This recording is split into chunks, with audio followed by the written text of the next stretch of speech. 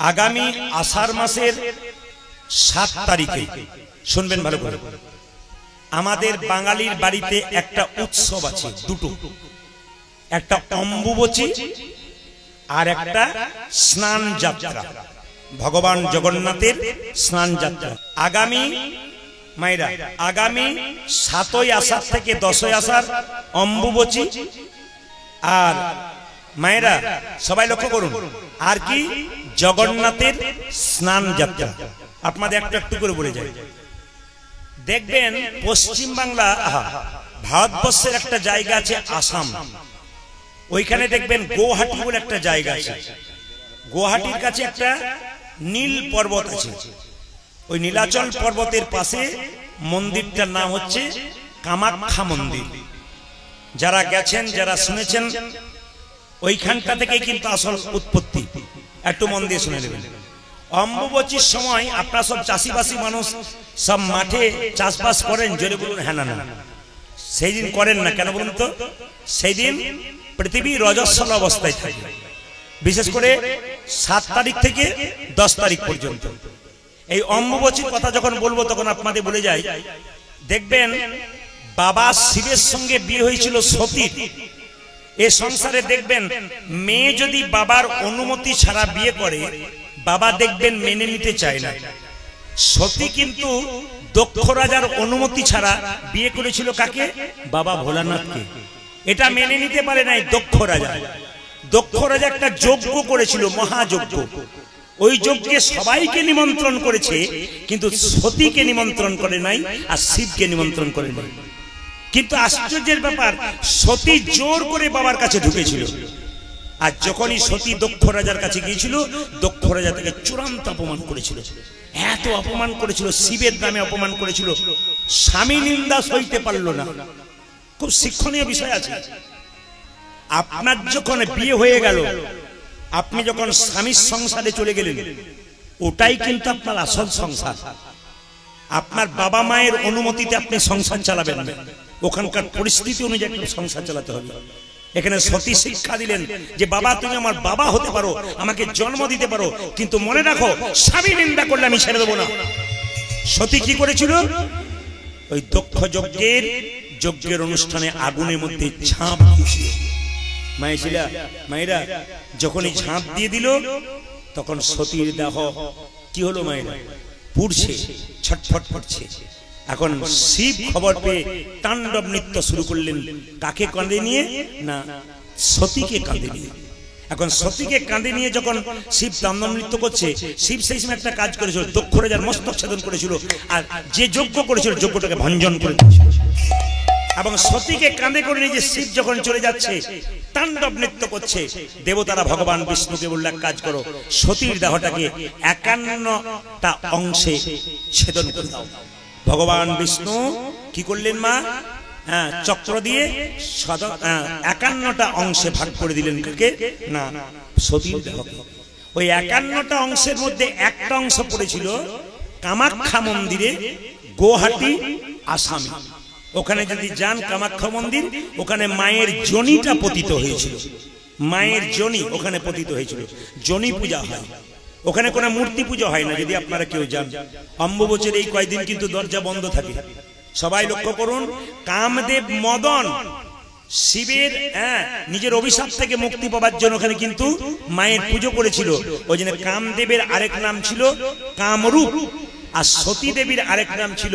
কামাখ্যা এই জন্য একসঙ্গে বলা হয় কামরূপ কামাখ্যা এই তত্ত্বটি আপনারা জানতে পারলেন আমি আপনাদের জানাতে এসেছি 12 মাসে 13 পার্বণ এই অম্বুবচীর দিনে কিছু কিছু নিয়ম আছে যেগুলো আপনাদের ব্রাহ্মণ মণ্ডলী এখানে আছেন যারা পড়াশোনা করেন ওই সব ব্যাপার নিয়ে তাদের কাছ থেকে ভালো করে জেনে নেবেন কিছু কিছু নিয়ম এই সময় কিন্তু আপনারা মেনে চলতে হয় তাই এই দিনটাকে আপনারা এই 3টে দিন আপনারা মানবেন একটা কথা বলি 7 তারিখে একটা উৎসব আছে সেটা হচ্ছে কি জগন্নাথের স্নান যাত্রা যে যেখানে বসে আছেন মন দিয়ে শুনবেন জগন্নাথ মন্দিরে দেখবেন জগন্নাথের স্নান যাত্রা 7 আষাঢ় দেখবেন প্রচুর ভক্তের ভিড় কেন জগন্নাথের স্নান যদি কেউ দর্শন করতে পারে তার দ্বিতীয় জন্ম হয় না পৃথিবীতে কষ্ট করে আসতে হয় না মায়ের গর্ভে তাকে যন্ত্রণা ভোগ করতে হয় না যদি কেউ জগন্নাথের স্নান যাত্রা দর্শন করতে পারে একটু সবাই লক্ষ্য করুন মায়েরা, ইন্দ্রদম্ন রাজা হ্যাঁ যখন থেকে জগন্নাথকে কাঠের মূর্তিতে প্রতিষ্ঠিত করেছেন তখন থেকে কিন্তু স্নান যাত্রা চলছে। এই স্নান যাত্রা উৎসবে আপনারা যদি কেউ যেতে না পারেন, বাড়িতে জগন্নাথের ছবি রয়েছে, আপনারা গঙ্গা জল দিয়ে বা শুদ্ধ জল দিয়ে সেদিন স্নান করাবেন, একটু প্রসাদ দেবেন ভক্তদেরকে, দেখবেন আপনাদের জীবন সুন্দর হবে, জগন্নাথের কৃপা আপনারা পাবেন। এই জগন্নাথ মন্দিরে কেউ যদি যান তাহলে দেখবেন জগন্নাথ মন্দিরের মায়েরা, জগন্নাথ মন্দিরের সামনে একটা স্নান মণ্ডপ তৈরি করা হয়। ওখানে জগন্নাথকে তখন একটা সিল্কের কাপড় দিয়ে, নরম সিল্কের কাপড় পরানো হয় স্নান করাবার জন্য। আর কি করা হয় না, দেখবেন একটা লাল রঙের পাউডার দেওয়া হয় জগন্নাথ দেবকে। আশ্চর্যের ব্যাপার, আপনারা শুনলে চমকে যাবেন। জগন্নাথ দেবের যখন স্নান হবে তখন কীর্তন হয়, যজ্ঞ হয়, নাম যজ্ঞ হয়, খোল বড়তাল নিয়ে মানুষ হলুধ্বনি হরিধ্বনি দেয় এবং সেই সময় ভগবানের স্নান হয়। স্নানের জল কোথায় পাওয়া যায়? জগন্নাথ মন্দিরের সামনে একটা কুয়া আছে, ওই কুয়াটার নাম সোনা কুয়া। শোনা যায় বা জানা যায় যে সোনা কুয়াতে নাকি মায়েরা সূর্যের আলো প্রবেশ করতে পারে না। সোনার কলসিতে করে 108 কলসি জল নিয়ে জগন্নাথকে স্নান করা হয়, সুভদ্রাকে স্নান করা হয়, বলভদ্রকে স্নান করা হয়। এগুলো লক্ষ্য রাখতে হবে আমাদের। আবার লক্ষ্য করুন সবাই যে এখানে আছেন, ওই জলের মধ্যে সুগন্ধি মেশানো হয়, ভেষজ কোনো জিনিস মেশানো হয়। আবার লক্ষ্য করবেন জগন্নাথের যখন স্নান করানো হয় মায়েরা, তখন 14 দিন কিন্তু একটা বাড়ির মধ্যে জগন্নাথ দেবকে রেখে দেওয়া হয়। কেন? সেই সময় নাকি কথিত আছে জগন্নাথ দেবের জ্বর আসে। তো মায়েরা, ভগবানের জ্বর আসে? আসলে তা নয়, ভগবান লীলা প্রকাশ করেছেন জগৎকে শিক্ষা দেওয়ার জন্য। ওখানে একজন রাজবৈদ্য থাকে এবং সেই দিন জগন্নাথকে ওই কয়েকটা দিন জগন্নাথকে দর্শন করতে পারে না, তাই জগন্নাথের চিত্রপট ওখানে রাখা হয় ভক্তরা মনের বাসনা পূর্ণ করবার জন্য, সেদিন জগন্নাথ দেবকে দর্শন করে। তাই আপনারা যারা বাড়িতে থাকবেন 7ই আসর, তারা অবশ্যই জগন্নাথের মূর্তি, সুভদ্রা বলভদ্রের মূর্তি নিয়ে একটু স্নান করাবেন, তুলসী পত্র দেবেন, একটু পরমান্ন তৈরি করবেন, একটু কীর্তন করবেন, আপনার দেখবেন মানব জন্ম থেকে নিতাই গৌর হরি বল হরি বল। আবার আমাদের লজ্জা দেখুন, জুতোর দোকান খুলেছে, তার আবার নাম দিয়েছে চৈতন্য শু হাউস। না, যে কিনছে তারও লজ্জা নাই, আর যে দোকানটাতে লিখেছে চৈতন্য মানে মহাপ্রভুর নামে, জুতোর প্যাকেটে চৈতন্য লেখা আছে, জুতো ভরা আছে প্যাকেটের ভেতরে, আর দরজাতে লেখা আছে চৈতন্য শু হাউস। আমরা কোথায় পৌঁছাচ্ছি? আবার দাঁড়ান মায়েরা, নরহাটি এলাকায় আপনারা বাস করেন, জোরে বলবেন, সত্যি কথা বলবেন, আপনার দুর্গা পুজো দেখতে যান না দুর্গার প্যান্ডেল দেখতে যান? জোরে বলুন, জোরে বলবেন আপনারা। না, আমাদের অধঃপতনটা আমি বলে দিয়ে যাই, একবারে দামি অধঃপতন বলে দিয়ে যাই। আপনারা প্যান্ডেল দেখতে যান তো? সবাই লক্ষ্য করুন। আর এখন একটা দেখবেন আবার সভ্য বলুন আর যা বলুন, থিম দেখাচ্ছে। থিম, কে কত থিম দেখাতে পারে? আমি এবছর গান করে ফিরছিলাম, একজন অন্য ধর্মের মানুষ, বয়স্ক লোক আমার সামনে দাঁড়িয়ে আছে, উনি আমাকে ইউটিউবে বারবার দেখেন। উনি বলছেন, প্রদীপবাবু কি দেখছেন? যা দেখছি দেখছি। বলে কি দেখছেন? আমাদের সর্বনাশ হচ্ছে তাই দেখছি। বলছি কি সর্বনাশ দেখছেন? এই সর্বনাশ দেখলাম, থিম করেছে বিরাট প্যান্ডেল, মা দুর্গাকে ছোট করে ভেতরে রেখে দিয়েছে, কেউ দেখছেন একবার? দূরে কি করেছে থিমে? না, শিব ঠাকুর স্কুটি চালাচ্ছেন, মা দুর্গা তার পেছনে হাত দিয়ে বসে আছে। এটা আপনারা হাসছেন, ওটা আমাদের লজ্জা। ওই অন্য ধর্মের মানুষটা বলল, প্রদীপ বাবু আপনার কাছে আমার প্রশ্ন, খুব তো লোককে বোঝান, আপনাকে লোকে খুব দেখে, আমার বাড়িতেও দেখে, আমি অন্য জাতের মানুষ হলো, খুব তো লোককে বোঝান, আপনি বলুন তো কোন জায়গাতে আপনাদের লেখা আছে যে বাবা শিব স্কুটি চালায়, মা দুর্গা তার পেছনে হাত দিয়ে বসে? এই প্রশ্ন আমার কাছে উনি করেছেন, আপনাদের জনগণের পাশে আপনি করলাম না। এই অসভ্যতা যারা করছে, হিন্দু ধর্মটাকে উঠাচ্ছে না নিচের দিকে নামাচ্ছে? অন্যান্য ধর্মের মানুষ তাদের ধর্ম নিয়ে ছেলেখেলা করে না, আমরা একবার 100% করি। আবার আপনার চমকে যাবেন শুনলে, টোনটা বাড়াও, আবার শুনলে চমকে যাবেন মায়েরা। জায়গাটার নাম করব না, ক্যামেরা হচ্ছে। মেদিনীপুর থেকে গান করে আসছি, বর্ধমান জেলা এক জায়গাতে এরা বলে, দাদা দুর্গা ঠাকুরটা দেখেই যাই, অনেক দুর্গা ঠাকুর হয় এখানে, চলো দেখে যাই। তো বিশ্বাস করবেন না, 15 মিনিটে বেশি থাকতে পারি নাই। কেন থাকতে পারি নাই? তখন রাত 2টো বাজছে, দেখতে পাচ্ছি গাছের আড়ালে নইলে প্যান্ডেলের আড়ালে 3 জন যুবতী মেয়ে, 18-20 বছর বয়স, 4 জন ছেলে পিঠে হাত চাপড়াচ্ছে, সিগারেট খাচ্ছে, গলাগলি করছে, আনন্দ করছে, ফুর্তি করছে। ঘেন্না হলো আমার সেই সমস্ত বেহায়া বাবাগুলোর উপরে, ঘেন্না হলো সেই সমস্ত বেহায়া মাগুলোর উপরে। লজ্জা লাগা উচিত। 18 বছরের মেয়েকে রাত্রি 2টোর সময় ছেড়ে দিয়েছে, আর সেই ছেলেগুলোর সঙ্গে ফাজলামি করছে রাত্রিবেলাতে, আর বাবা মা দিব্যি নিশ্চিন্তে ঘুমোচ্ছে। শব্দ ফাজিল বাবা, শব্দ বদমাইশ বাবা। আমি আপনাদের বারবার বলবো, প্রদীপ পালের নিবেদন রইল, ছেলে মেয়েকে ঠাকুর দেখাতে নিয়ে যান, থিম দেখাতে নিয়ে যান, সঙ্গে করে নিয়ে যান। বিপদ ডেকে আসে না, যে কোনো সময় হয়। আপনার মেয়েকে আপনি ছেড়ে দেবেন রাত্রিবেলাতে, বেহায়ার মতো মেয়েটা ওখানে গিয়ে লাফালাফি নাচানাচি করবে, সকালবেলায় আবার সিগারেট খাচ্ছে দাঁড়িয়ে দাঁড়িয়ে, সকালবেলায় মাতলামো করে ঘর ফিরবে। আপনি কেমন বাবা, কেমন বাবা, কেমন মা? আপনার লজ্জা করে না? ওই মেয়েটা যখন ঘর ঢুকলো 2 চট দিতে পারলেন না? কি শিক্ষা? আসল তা নয়, লাগামের বাইরে হয়ে গেছে আপনাদের। তার প্রমাণটা কি? আমি আপনাদের বলে যাই, ছোট বাচ্চা মেয়ে ছোট থেকে পোশাকটা ভালো দিন। মা যদি ভালো পোশাক পরে, বাবা যদি ভালো পোশাক পরে, সন্তান ভালো পোশাক পরবে। ছোটতে 5 বছরের মেয়ে বাজারে গেল, আপনি নিয়ে গেলেন, বাপি বাপি খাটো পোশাক কিনে দাও, খাটো পোশাক কিনে দাও। আপনি ভাববেন ছোট মেয়ে কিনে দিই, কোনো অসুবিধা নাই। ওর ওটা পরা অভ্যাস আপনি করে দিলেন। ওর যখন 20 বছর বয়স হলো, আর আপনাকে ডাকবে না, ও নিজে বাজার থেকে খাটো পোশাক পরে আপনার সামনে দাঁড়াবে। মা বাবার লজ্জায় তার দিকে তাকাতে পারবেন না। এমন মেয়েকে পোশাক আপনারা দেবেন না। ওই খারাপ পোশাকটা পরে, নোংরা পোশাকটা পরে রাস্তা দিয়ে যাবে, তখন পুরুষের লোভী চোখ তাকে কিডন্যাপ করবে। কিডন্যাপ থেকে যখন ফিরবে, তখন বাবা বলবে, কোথায় ছিলে এতদিন? গালে চটটা বাবা যখন মেয়েকে মারবে, সেই বাবাকে বলবো, তুমি তোমার মেয়ের গালে চটটা না মেরে তোমার গালে চটটা মারো, কারণ তুমি মেয়েটাকে তৈরি করে দিয়েছো। বারবার নিবেদন রইল আপনাদের কাছে, শুধু কীর্তন শোনা নয়, সমাজটাকে ভালো করুন, ভদ্রভাবে জীবনযাপন করুন, ভদ্র পোশাক নিন, আপনি জীবনটা সুন্দর করুন, সমাজকে শিখিয়ে দিয়ে যান, আমি ভালো মা, আমি ভালো বাবা, তাই তো ভালো সন্তান তৈরি করে দিলাম। কীর্তন শুধু কীর্তন নয়, কীর্তন সমাজ পরিবর্তন। আজকে আমি আপনাদের বললাম, আমি বোম্বে গিয়েছিলাম, 10,000 মানুষ ভেতরে, 10,000 বাইরে, এত ভিড়। দুপুরবেলায় 2 গান হচ্ছিল, এত গরম চৈত্র মাসের দিনে। আমি হায়দ্রাবাদ গিয়েছিলাম, স্টেডিয়ামে গান, 35,000 মানুষ তৈ তৈ করছে। কেন? ইউটিউব দেখে আসছে। কেন?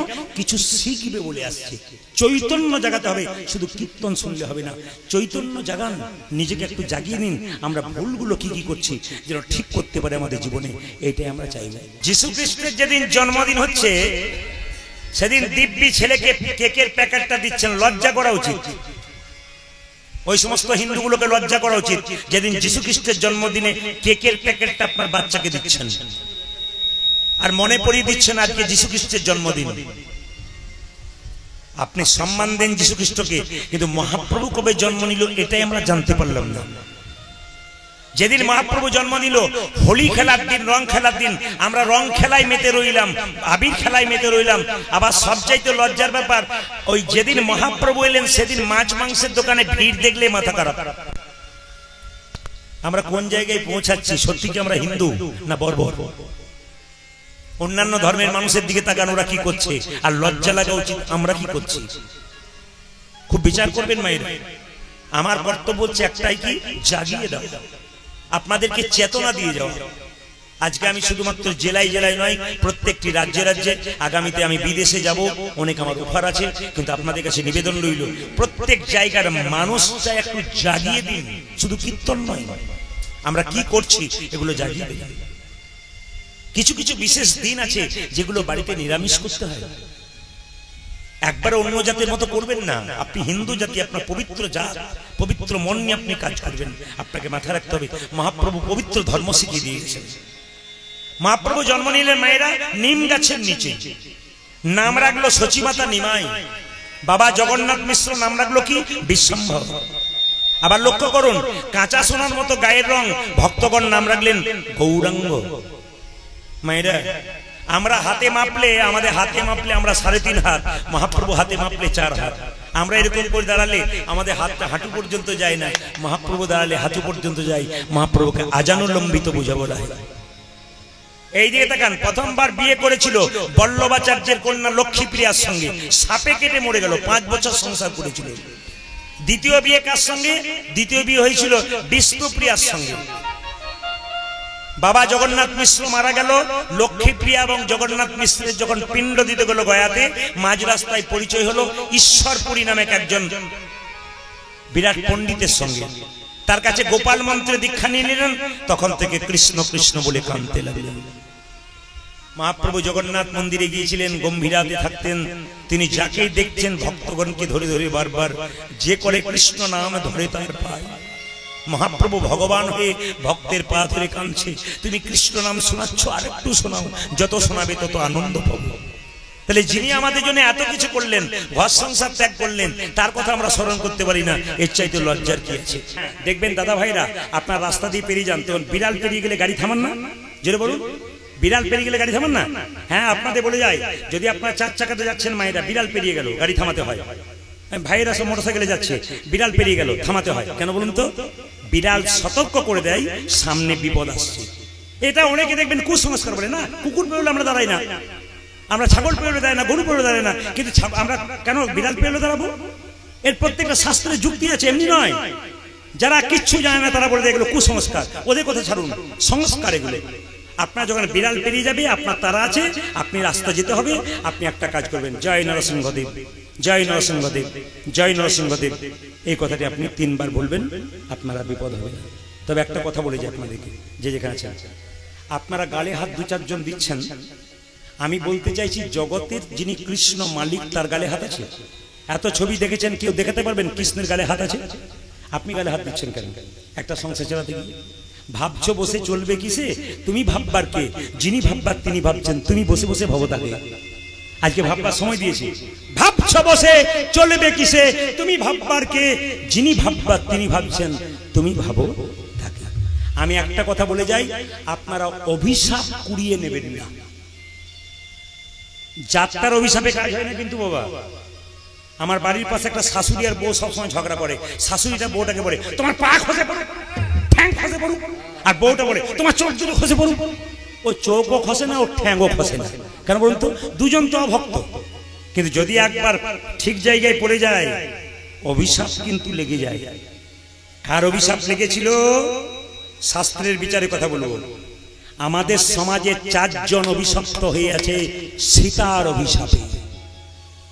মা সীতার অভিশাপে 4 জন এখনো পর্যন্ত অভিশাপ ভোগ করছে, আর একজন আনন্দে আছে, আশীর্বাদ পেয়েছে। কে বলুন তো? তাকান আপনারা সবাই, দেখবেন রামচন্দ্র, লক্ষ্মণ এবং সীতা যখন বনে গিয়েছিল, তখন হঠাৎ খবর পেল রাজা দশরথ মারা গেছে। জোরে বলুন হ্যাঁ না না?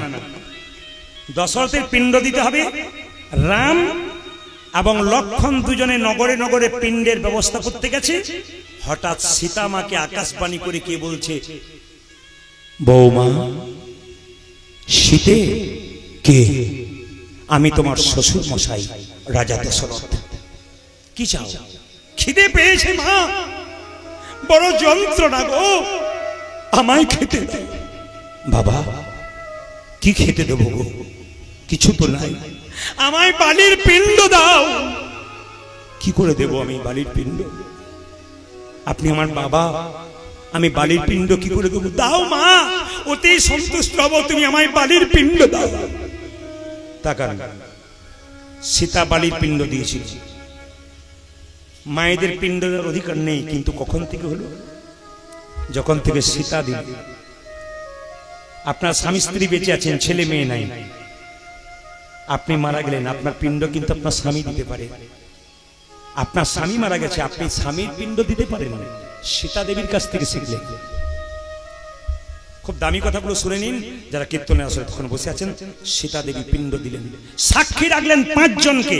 তাকাবেন, ব্রাহ্মণ মা, ফল্গু নদী এসেছি মা, তুলসী বৃক্ষ এলাম, গাভী এলাম, বটবৃক্ষ এলাম। কজন হলো? গুনবেন, 5 জন। সাক্ষী রইলে তোমরা, আমি আমার শ্বশুর মশাই তথা বাবাকে বালির পিণ্ড দিলাম, সাক্ষী রইলাম। রামচন্দ্র ফিরে এলেন।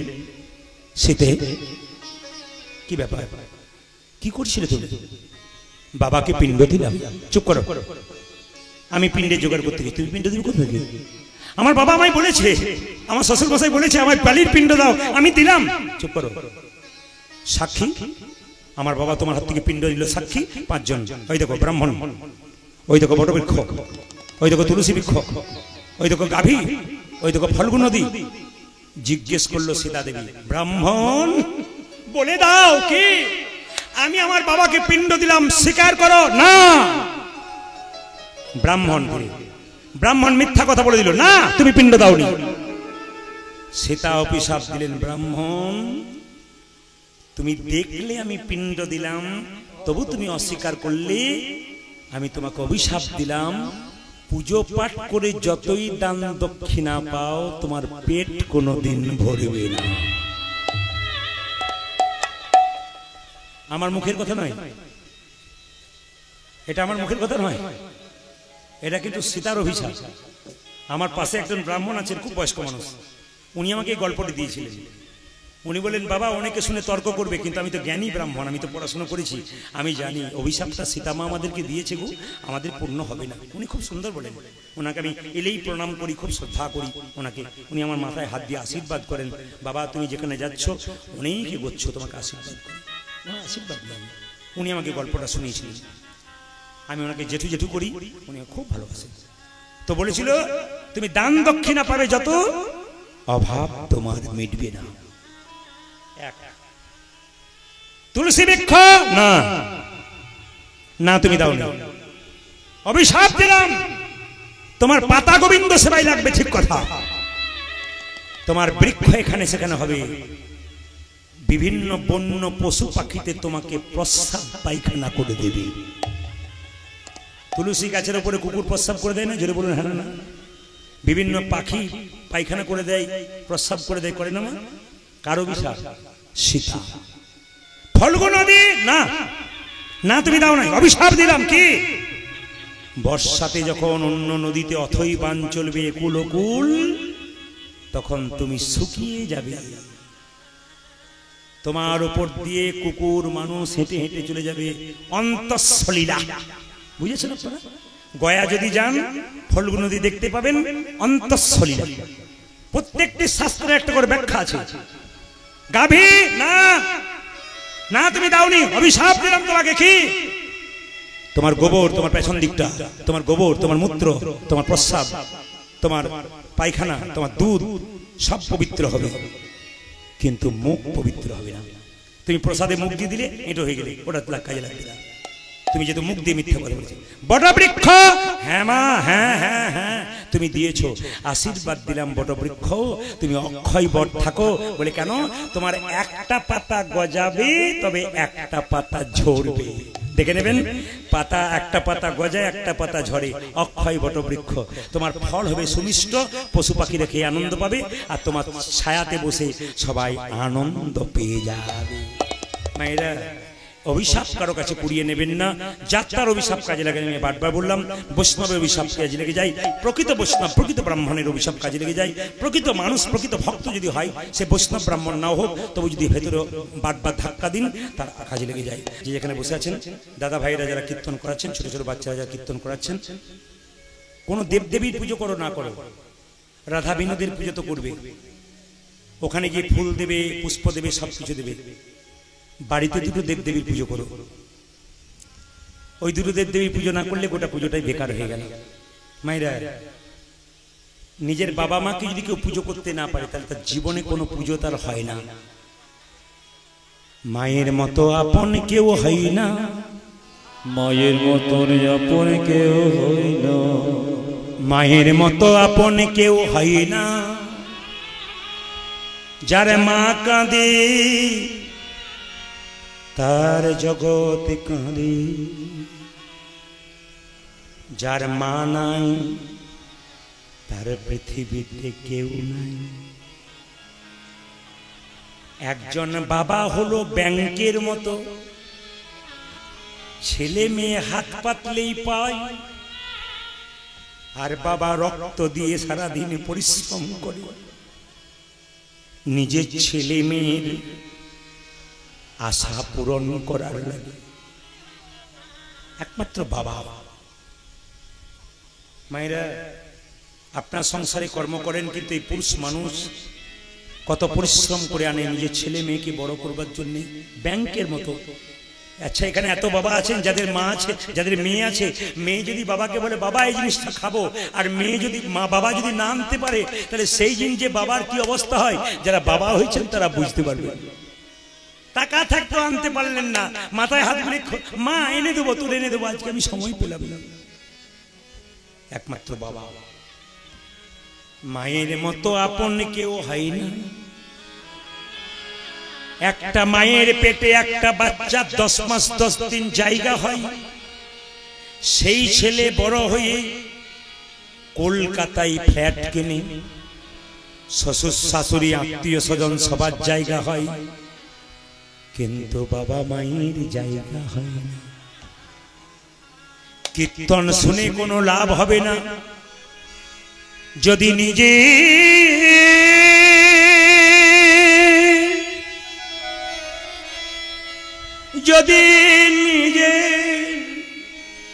নিজের বিবেককে প্রশ্ন করলেন না, আমি কি করলাম।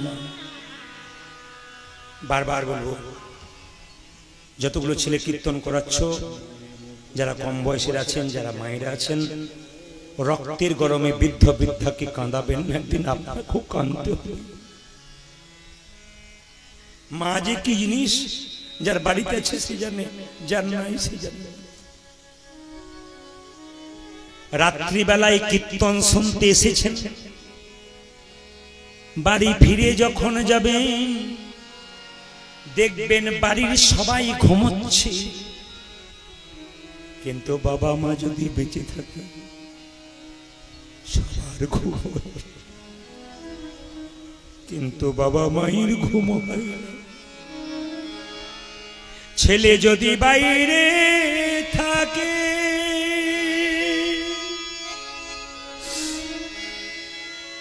তবে কি মা বিছানায় ঘুমাতে পারে?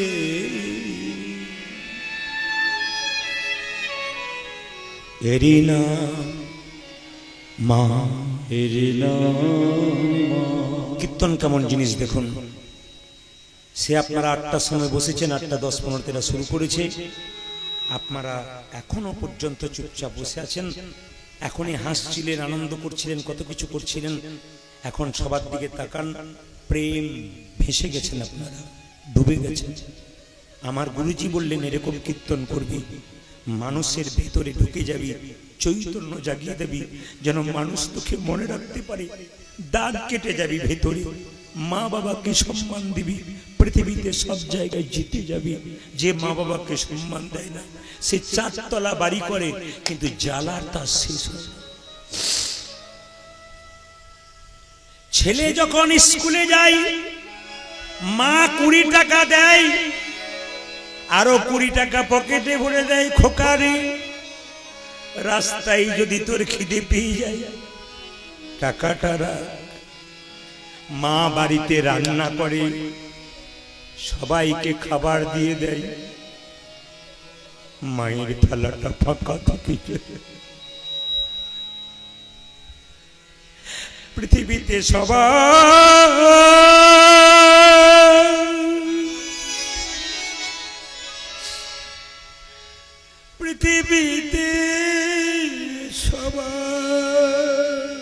পৃথিবীতে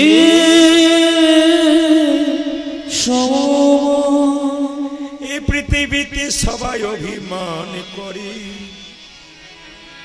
কিন্তু মা কোনদিন অভিমান করে না। অভিমানী হয়ে চলে যায় না। মায়ের থালাতে কিছু নাই, দিব্যি তো আপনি চেটে পুটে খেয়ে নিলেন। শেষে মাকে যাওয়ার সময় প্রশ্ন করে গেলেন, তুমি রেখেছো কিনা? আমরা কেউ প্রশ্ন করি না। না খেয়ে মা এত খুশিতে থাকে, সন্তান খেলে মায়ের আনন্দ তো বেড়ে যায়। বাস বাড়িতে কুটুম্ব এলে সবাই তো খেয়ে নেন, মায়ের দিকে তাকিয়ে দেখেছেন? সবাইকে দেওয়ার পর মায়ের থালা দিকে থাকে, কেউ আমরা দেখি না। একমাত্র ইনাদের অবদান, পৃথিবীতে ইনারা আছেন বলে সবকিছু আছে। মেয়ে যদি মায়ের বাড়ি যায়, মেয়ে যতই টাকা পয়সার মালিক হোক, তবু মা শেষে মেয়ের পকেটে শাড়ির কোণে 200 টাকা গুঁজে দেয়, বেটা ওটা নিয়ে যা। মেয়েরা বাপের বাড়ি যায় না কখন থেকে? যখন থেকে তার মা বাবা মরে যায়, তখন থেকে কোনো মেয়ে আর বাপের বাড়ি যেতে চায় না। আমি অনেককে প্রশ্ন করেছি, দিদি যাও না কেন? এখন যারা বাড়িতে আছে তারা মা বাবার মতো ভালোবাসা দিতে পারে না। কীর্তনের উপরে কীর্তন মানুষকে কাঁদায়, কীর্তন মানুষকে শেখায়, কীর্তন বিবেক জন্মগ্রহণ করে, কীর্তন মনুষ্যত্ব জন্ম দেয়। এই জন্য কীর্তন ছেলে মেয়েকে নিয়ে শুনতে আসতে হয়। বাবা মার সঙ্গে বসে বাচ্চাকে নিয়ে কীর্তন শুনতে হয়। ছেলের মাথায় হাত দিয়ে বলবেন, কথাগুলো কি বলছে দেখ। ওদেরকে বইয়ে মুখটা গুঁজিয়ে দিয়ে সবসময় রাখবেন না, এই জায়গাগুলোতে আনবেন। এখানে উঠলে অনেক শিক্ষা আছে, ছেলে মেয়েদের চৈতন্য হয়। আজকে মায়ের কথা আমি আর বলবো না, শুধু একটা প্রমাণ দেব। চাণক্য পণ্ডিতের নাম আপনারা শুনেছেন? ওই চাণক্য পণ্ডিত যখন 5 বছর বয়স ছিল, মায়ের কোলে বসছিল।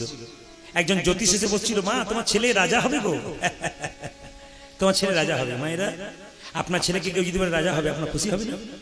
তো চাণক্য পণ্ডিতের মা ছেলেকে কোলে নিয়ে বলছে, খোকা তুই রাজা হবি, তুই রাজা হবি, আমাকে ভুলে যাবি না তুই? কেন মা?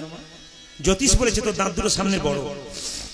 অনেকেরই তো বড় হয়, কিন্তু তোর যে দাঁতগুলো বড় না, তোর দাঁতগুলো বড় দেখে লক্ষণ থেকে বললো জ্যোতিষ তো রাজা হবি, তুই আমায় ভুলে যাবি না তো বাবা? চাণক্যদেব মায়ের কোল থেকে নেমে গিয়ে একটা ইটের টুকরো এনে দাঁত দুটো ফটাফট ভেঙে দিয়েছে। মা একে কি করলি তুই? দাঁতটা ভেঙে দিলি, রক্ত বেরোচ্ছে গড়গড় করে, বোকা কোথাকার।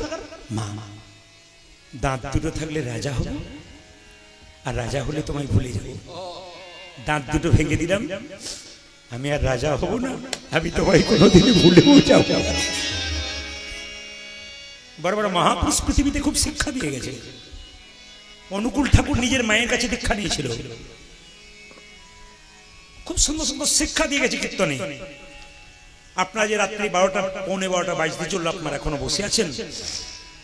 আমাদের প্রতিদিন গান, 365 দিনের মধ্যে 325 দিন গান, প্রত্যেক দিন একই রকম। আবার আজকে বাড়ি গিয়ে কালকে সকালে বাড়িতে একবেলা থেকে আবার ইলামবাজার বলে একটা জায়গা আমাদের বীরভূমে আছে, ওখানে আবার সন্ধ্যে 7টা থেকে গান আছে। আবার ওখান থেকে মুর্শিদাবাদ দমকল চলে যাবো। তার মানে কি প্রতিদিন চলছে একই রকম, একই ভক্তের আমদানি। আপনাদের তাও তো একটু কম আছে আজকে, কিন্তু অন্য জায়গাতে একবার ঢল বয়। কালকে মুসলিম গ্রাম হলো, একবার ঢল বইছিল লোকে, বলছে দাদা বৃষ্টি না হলে কি যে কাণ্ড হতো, লোক জায়গা দিতে পারতাম না, এত ভিড়। যাক, যে যেখানে বসে আছেন, হিন্দু সনাতন ধর্মকে বাঁচানোর জন্য আপনাদের কিন্তু প্রথম প্রচেষ্টা। আমি কয়েকটা কথা বলে যাব, একটু মন দিয়ে শুনে নেবেন। মায়েরা বিশেষ করে গ্রামে চেষ্টা করবেন, যেখানে হরি মন্দির রয়েছে সেখানে আপনারা সন্ধ্যাবেলায় সিরিয়াল না দেখে একটু কীর্তন করবেন। সবাই মিলে দলে দলে যোগ হয়ে, এত সুন্দর রাধা বিনোদন মন্দির, পাড়ায় সব সংসারে যারা মায়েরা বৌমা করে নিয়েছেন, একটু সংসারে চাপ কম আছে, সন্ধ্যাবেলায় গিয়ে একটু হরিকথা কৃষ্ণ কথা বৌমাকে নিয়েও যাবেন, সবাই মিলে একটু কীর্তন করবেন, খুব ভালো জিনিস। আর যদি কেউ পারেন আপনাদের মধ্যে ভাগবত গীতা পাঠ করতে একটু শোনাবেন। প্রত্যেক দিন সন্ধ্যেটা সুন্দর হোক, রাধা বিনোদের মন্দিরে আপনারা এটা করুন। শুধু আপনাদের এই কানাইপুরে নয়, প্রত্যেকটি গ্রামবাসী যারা এসেছেন দূর থেকে, প্রত্যেকের কাছে নিবেদন, হিন্দু সনাতন ধর্মকে বাঁচানোর জন্য আপনি নিজেকে হিন্দু বলে গর্ব করবেন, এবং সনাতন ধর্ম যেভাবে ধীরে পর দিন নিচের দিকে নেমে যাচ্ছে আমাদের স্বার্থপরতার জন্য, আপনারা আস্তে আস্তে এটাকে তুলে ধরুন। মহাপ্রভু যে ধন আমাদের দিয়ে গেলেন, এত অক্লান্ত পরিশ্রম করে, মহাপ্রভুকে অনেক খারাপ খারাপ কথা শুনতে হয়েছে, কতজন বলেছে এই মার স্ত্রীকে ওই ভরণ পোষণ করার জন্য রোজগার করছে, সেই জন্য তো মহাপ্রভু সন্ন্যাস নিয়েছিল। কেন না, যখন দেখলো লোকে আমাকে কথা শোনাচ্ছে তখন তিনি সন্ন্যাস নিয়েছিলেন। তাই মহাপ্রভুকেও কথা শুনতে হয়েছিল। তো যারা হরিনাম করায় বা হরিনাম করে তাদের কথা শুনতে হবে, কিন্তু কথা শুনবেন ওদিকে তাকাবেন না। কারণ আপনাদের কানাইপুরে যদি কোনো হাতি আসে আর মাউথ যদি তার পেছন উপরে চেপে থাকে, আপনার সবাই হাতি দেখতে যান দরজায় বেরিয়ে, কেউ কেউ খাবার দেন, হ্যাঁ হাতিকে প্রণাম করেন, কিন্তু দেখবেন সবাই হাতিকে সম্মান দেন, হাতি রাস্তা দিয়ে পেরোচ্ছে। একদল আছে যারা দেখবেন হাতির পেছন পেছন যায়, ওরা সম্মান দেয় না। কারা? কুকুরের দল। এরা হাতির কাছাকাছি যাবে না, দূর থেকে ঘেউ ঘেউ ঘেউ ঘেউ ঘেউ ঘেউ করবে। ও জানে হাতির কাছে গেলে এমন লাথি মারবে একসঙ্গে 5 জন নেতাই গৌর হরিবল হয়ে যাবে। সেই জন্য আপনাদের কাছে নিবেদন রইল, যারা কৃষ্ণ ভক্ত হরিভক্ত তারা তো হাতির মতো হরিনাম করবেন, কৃষ্ণ নাম করবেন। আর আপনার পেছন পেছন দূরে দূরে যারা আপনার নিন্দা করবে ও তো কুকুরের মতো ঘেউ ঘেউ করবে, ওদের দিকে তাকাবেন না, তাহলে কৃষ্ণ ভজন আমাদের হবে না। রাধা রানী কি, শ্যাম সুন্দর কি। একজন জিজ্ঞেস করলেন, দাদা পালার নাম কি? আস্তে পালার নাম কি? পালা পালা। তা আমি তাকে বললাম, কিছু মনে করবেন না, আমি পালা জানি না। উনি বললেন, পালা জানেন না তো কি জানেন? বললাম, লীলা। কোন ভক্ত কোনদিন জিজ্ঞেস করে না কি পালা হয়, কি বলে? লীলা হয়। মায়েরা, পালা তো আমাদের জীবনে দুটো হয়, একটি আশা আর একটি, জোরে বলুন। এবার ঠান্ডা মাথায় উত্তর দেবেন, যারা কীর্তন শুনতে এসছেন, কোন পালা শেষ হয়েছে, আষাঢ়টা না যাওয়ারটা? জোরে বলুন। যাওয়ারটা, যাওয়ারটা, আষাঢ়টা। বাকি আছে কোনটা? জোরে বলুন। অনেকে ভয়ে বলছে না, যাবে না বলে। বাকি আছে কোনটা? এতই যদি বুঝছেন যাওয়ারটা বাকি আছে, সাদা চুলে গোদরেজ নিচ্ছেন কেন? আবার দেখবেন আমাদের দরজা দিয়ে যখন মরা নিয়ে যায়, বলা হরি হরি বলা হরি হরি, আপনিও প্রণাম করেন, আমিও প্রণাম করি। কি ভাবি বলুন তো? ও বোধ হয়ে গেল, আমি বোধ হয়ে যাবো না। এটা আসছে যে ব্যাপার। কিন্তু যিনি মরে গেলেন তিনি আমাদের শিখিয়ে দিয়ে গেলেন, আমি মরি নাই, আমাকে দেখে শেখো। আমি যেমন মাচাই হেলতে দুলতে চললাম, তুমি যতই সংসারে লাফালাফি করো, একদিন আমার মতো তোমাকে হেলতে দুলতে চলে যেতে হবে। ও মায়েরা, আপনার দান দিয়ে দিয়েছেন, মাথায় কাপড়টা নিন। আজকে লীলার নাম, ভগবান শ্রীকৃষ্ণ একটি সাপের মাথায় নেচেছিল। হরে কৃষ্ণ। এই যে ভগবান শ্রীকৃষ্ণ একটা সাপের মাথায় নেপেছিল, ওই সাপটার নাম কি সবাই জানেন? কালিয়নাগ। আস্তে। তো সাপের মাথায় যে নেচেছিল, আমার দিকে তাকাবেন, তো যে সাপটার মাথায় নেচেছিল সাপটার নাম কি? আপনারা চিৎকার করবেন না, দান নেবেন খুব ধীরে ধীরে। কালিয়নাগ। কালিয়নাগের মায়েরা, সাপের মাথায় চক্র থাকে না, এস চিহ্ন, জোরে বলুন। হানা না থাকে না এস চিহ্ন? আচ্ছা ওটা কি বলুন তো? ওটা কৃষ্ণের চরণ চিহ্ন। যে যেখানে বসে আছেন মন দিয়ে শুনে নেবেন, সাপের মাথায় যে এস চিহ্ন থাকে ওটা কৃষ্ণের চরণ চিহ্ন। ওইরকম সাপ দেখলে দূর থেকে প্রণাম করতে হয়। আমি মায়ের মন্দিরে প্রণাম করিলাম, আপনাদের জাগ্রত মা। আর আমার কার্ডে যারা দেখবেন, ঠিকানাতে দেখবেন মা মনসা লেখা আছে। আমাদের বাড়িতে 7টা মা ওরকম পাষাণ মা আছেন, এবং মায়ের মন্দিরে আমার জেঠিমা প্রদীপ দিয়েছিল, ওই তখন থেকে নাম প্রদীপ। তা আপনাদের কাছে নিবেদন রইল যে যেখানে বসে আছেন মায়েরা, একবার মন দিয়ে শুনবেন। সাপের জিভটা কাটা না গোটা? জোরে বলুন। সাপের জিভ কাটা না গোটা? গোটা কাটা। আচ্ছা, কাছ থেকে দেখেছেন না হাতে নেড়ে দেখেছেন? একবার ছুঁয়ে দেখবেন কি সুন্দর আরাম হয়। মায়েরা, সাপের জিভটা কাটা কেন? গরুর পাখির নাম শুনেছেন তো? সে মায়ের দাসিত্ব মোচন করবার জন্য স্বর্গ থেকে অমৃত এনে বৃন্দাবনে কদম গাছের উপরে রেখেছিল। এখন সাপগুলো ভেবেছিল যদি একটুখানি অমৃত মাটিতে পড়ে যায় তাহলে আমরা কি করব, একটু চেড়ে চেড়ে খাবো, আমাদের একটু লাভ হবে, অমর হয়ে যাব। কিন্তু যে ঘাসের উপরে চেড়েছিল অমৃত তো পড়ে নাই, চারটে চারটে তাদের জিভটা দুটুকরো হয়ে গেছিল। সেই ঘাসটার নাম কি? এরকা ঘাস, যাকে বলা হয় কুশ ঘাস। ওই ঘাসটাতে চারটে চারটে দুটো, তখন থেকে সাপেদের জিভ দুটুকরো। কালিয়নাগ পূর্বজন্মে কে ছিল? সাপের মাথায় কৃষ্ণ নাচলো। কই আমার মাথায় নাচলো না? আপনারা কীর্তন শুনতে এসেছেন, আপনার মাথায় নাচলো না? ভাগ্য করে আসতে হয়, কিছু কর্ম না করলে ফল পাওয়া যায় না। আপনি ব্যাংকে টাকা জমা দেবেন তবে তো লাইন দেবেন টাকা তুলবার জন্য, টাকা জমা দেবেন না তো লাইন দেবেন কি করে? এই জন্য আপনাদের কাছে নিবেদন রইল, ভক্তি সম্পদ ভগবানের কাছে জমা দেন, কৃপা সম্পদ আপনি লাভ করবেন। আজকে যে কীর্তন শুনছেন না, আপনারা কি করেন? ছেলের বিপদ হলে, মেয়ের বিপদ হলে মন্দিরে গিয়ে গড়াগড়ি দেন, কোনো দেবার দরকার নাই। যদি হরিনামে আসতে থাকেন না, ভগবান বলে তুই যে সম্পদ জমা দিয়েছিস আমাকে ডাকার দরকার নাই, তোর বিপদকালে গিয়ে আমি নিজেই হাজির হয়ে যাব। কেন? আজকে কীর্তন শুনছেন বলে। এই জন্য হরিবাসরে আসতে হয়, নিজের দেহটাকে দিতে হয়, ভগবানের কাছে প্রার্থনা করতে, প্রভু এই দেহ বহ ভাগ্য বলে পেলাম, আর যদি না পাই তাই ভাগ্য বলে পেয়েছি, তুমি কৃপা করে দিও। সবাই লক্ষ্য করুন যে যেখানে বসে আছেন মায়ের, কালিয়ানাগ পূর্ব জন্মে ছিল রাজা চন্দ্রধ্বজ, তার পেটে একবার প্রচন্ড যন্ত্রণা হয়েছিল। এইদিকে কোনো মতেই ভালো হচ্ছে না। একজন বলল, রাজা তোমার পেটের যন্ত্রণা ভালো হতে পারে, একটা উপায় আছে। বলে কি? তুমি যে রাজবাড়িতে বাস করো তার পূর্ব দিকে একটা সরোবর মানে পুকুর আছে, ওই পুকুর একটা রাজহাঁস খেলা করছে, ওটাকে ধরে এনে কেটে তাকে হত্যা করে তার পিত্তটা খেতে পারলে তোমার পেটের যন্ত্রণা ভালো হবে। মায়েরা, পিত্ত যখন খেতে গেল তখন রাজহাঁস চিৎকার করে বলল, রাজামশাই আমাকে না মেরে যদি আপনার রোগ ভালো হয় একটা উপায় বলি। বলে কি? আমাকে যে সরোবর থেকে ধরে আনলে তার উত্তর দিকে এক মুনি বসে আছে, মুনি, তার চরণ ধোয়া জল পান করলে তোমার পেটের যন্ত্রণা ভালো হবে। মায়েরা, রাজা বলে কথা, একটা সোনার পাত্র নিয়ে গিয়ে মুনিকে বলল, মুনি তুমি তোমার পাটা দিয়ে দাও।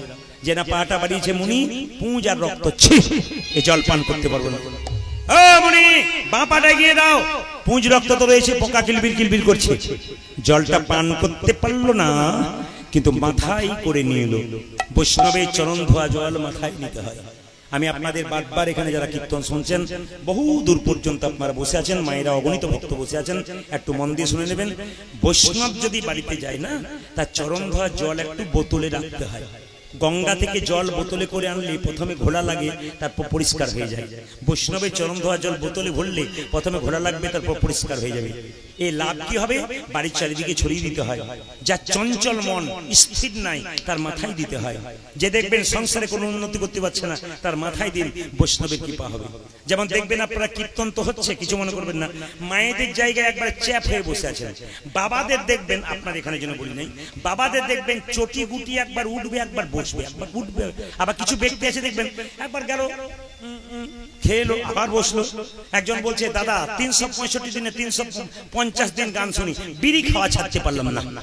মানে উনি গান শুনেছেন কিন্তু বোঝেন নাই, মানে শুনেছেন কিন্তু বুঝতে পারেন না যে গান শোনার মানেটা কি। সবাই লক্ষ্য করুন যে যেখানে বসে আছেন মায়েরা। তো রাজা চন্দ্রধ্বজ কি করেছিল না, চরণ ধোয়া জলটি পান করেছিল না, তার স্ত্রী দুজন পান করেছিল। সেই সময় মুনি ছুটে এসে বলল, রাজা তুমি আমার চরণ ধোয়া জলকে অপমান করলে, আমি তোমাকে অভিশাপ দিলাম, তোমার সর্পকুলে জন্ম হোক।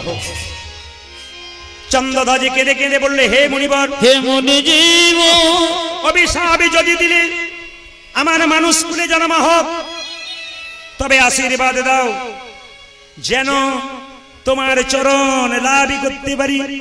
যেই না বলেছে চরণ লাভ করতে পারি, তখন মুনি বলল, শোনো, তুমি যেহেতু আমার চরণ ধোয়া জল মাথায় করে এনেছো, সেহেতু আমি তোমাকে আশীর্বাদ দিলাম, একদিন তুমি কালিয়ানাগ সাপ হবে, আর তোমার মাথাতে ভগবান শ্রীকৃষ্ণের নৃত্য হবে। তাহলে বৈষ্ণবের আশীর্বাদ কাজে লেগে যায়।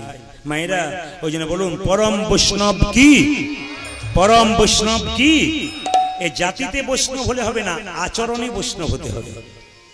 জাতিতে বৈষ্ণব তারা দেখবেন, যারা প্রকৃত জাতিতে বৈষ্ণব, তাদের বাড়িতে মাছ মাংস ডিম ঢোকে না। ইদানিং কালে কারো কারো বাড়ি ঢুকতে শুরু করেছে। কিন্তু প্রকৃত বৈষ্ণব আপনি হতে পারেন, আমি হতে পারি, যদি ভগবানের ভজন করতে পারি। এই দিকে তাকাবেন, 100 ভাইয়ের দাদা দুর্যোধন খুব চঞ্চল ছিল, উনি ভগবান পান নাই। কথাগুলো মন দিয়ে শুনবেন। 100 ভাইয়ের দাদা দুর্যোধন প্রচন্ড চঞ্চল, উনি ভগবান পান নাই। কিন্তু পাঞ্চপাণ্ডবের দাদা যুধিষ্ঠির খুব স্থির ব্যক্তি ছিলেন, উনি ভগবান পেলেন। তাই পুরুষ মানুষের মধ্যে দেখবেন, যে মানুষ খুব চঞ্চল, ওর রেকর্ডটা দেখবেন, ওর ঘরের সংসারে খবর নেবেন, ওর উন্নতি নাই।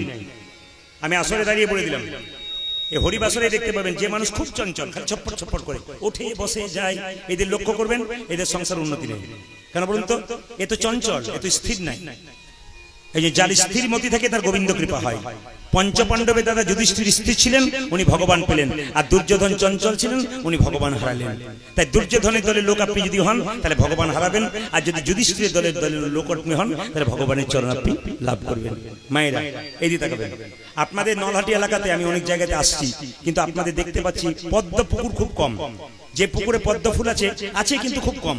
কিন্তু আমার এলাকাতে গেলে আপনারা দেখতে পাবেন প্রায় জায়গাতে পদ্ম পুকুর আছে। যেখানে পদ্ম ফুল আছে মায়ের একটা সাপ আছে, ওই সাপটার নাম পদ্মনাগ।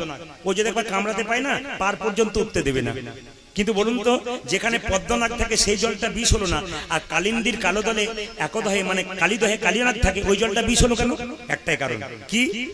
কালীদহে হদে ভগবান বারবার, কালীনাগ বারবার ভগবানকে বলেছিল প্রভু উদ্ধার করো উদ্ধার করো, কিন্তু ভগবান শোনে নাই। তখন ভগবানকে কালীনাগ বলেছিল তুমি যদি আমাকে প্রেম করে তোমার সঙ্গে না পেলাম, তোমার সঙ্গে শত্রুতা আরম্ভ করবো। কি করলো না, কালীদহ হদে প্রচন্ড বিষ ঢালতে শুরু করলো। জল আর বিষ সমান হয়ে গেল। ওই পথ দিয়ে কোনো পশু পাখি পেরিয়ে গেলে তারা বিষের জ্বালায় ছটফট ছটফট করে মরে। আর মরবার আগে ভগবানকে কেঁদে কেঁদে বলে প্রভু তোমার বৃন্দাবনে বাস করছি, নদীর জল পান করছি, গাছের ফল ফল খাচ্ছি, আর প্রেমানন্দে তোমার গুণগান গাচ্ছি, এত কষ্ট কেন? যখনই পশু পাখি মরতে শুরু করছে ভগবানকে ডাকছে, কালীনাগ মনে মনে ভাবছে যখনই তোমাকে ডাকবে তখন তুমি এখানে ছুটে আসবে, আমাকে কোথাও যেতে হবে না, আমি এখানে বসেই তোমার চরণ লাভ করব। মানে শত্রুতা আরম্ভ করলেন মায়েরা। আমাদের ভেতরে বিষ আছে, এইদিকে তাকান, এই যে আমাদের ভেতরে বিষ আছে, আবার অমৃত আছে। কিছু মনে করবেন না, কোথায় বিষ কোথায় অমৃত একটু বলে দিই। আপনার স্বামী গরমে রোদ্রে খেটে বাড়ি এলো, আপনাকে এক গ্লাস জল চাইলো, আপনি কি বললেন? গড়িয়ে খেতে পারো না। আপনাদের এখানে বলেন, আমাদের দিকে বলে। মায়েরা আপনারা বলেন না, স্বামী এলো 2 ঘন্টা পর রোদ্রে খেটে, স্ত্রীকে জিজ্ঞেস করছে এক গ্লাস জল দাও তো, গড়িয়ে খেতে পারো না। আবার কোন স্ত্রীর কাছে এলো, কই গো এক গ্লাস জল দেখি, তোমাকে দি। স্ত্রীর মধ্যে অমৃত আছে, আবার স্ত্রীর মধ্যে বিষ আছে। স্বামী বাড়িতে এলো, স্ত্রীকে বললো তোমার খুব পরিশ্রম হচ্ছে গো, আচ্ছা আমি জলটা গড়িয়ে নিচ্ছি। আবার কোন স্বামী এসে বললো কি আমার রাজকাজ করছো, এক গ্লাস জল দিতে দেরি হচ্ছে। এদের মধ্যে বিষ আছে বা অমৃত আছে। আমি বলতে চাইছি আপনাদের কাছে, এই জায়গাতেই সব, যে যেখানে বসে আছেন এই জায়গায় আমার বাবা বলতেন এইখানেই সব। মানুষকে প্রেম দিতে গেলে এইখানটাতে সব, মুখেই সব। আপনার বাড়ি থেকে ভিক্ষা চাইতে গেছে, আপনি কি বলতেন? খালি দিন নাই দুপুর নাই ভিক্ষা করতে চলে এসছে, আমি দিতে পারবো না। আপনি বলুন না এখন 2 হাতে আছি বাবা, পরে আসবেন দেবো। তিনি নিলেন না, কিন্তু আশীর্বাদ দিয়ে গেলেন, খুশি হয়ে গেলেন। মুখের মধ্যে বিষ আছে, আবার মুখের মধ্যে অমৃত আছে। এই সংসারকে সুন্দর করতে গেলে মা অনেক দায়িত্ব আছে। আমাদের সবচাইতে দুঃখের ব্যাপার, ভগবান 2টো কান দিয়েছে শুনবার জন্য।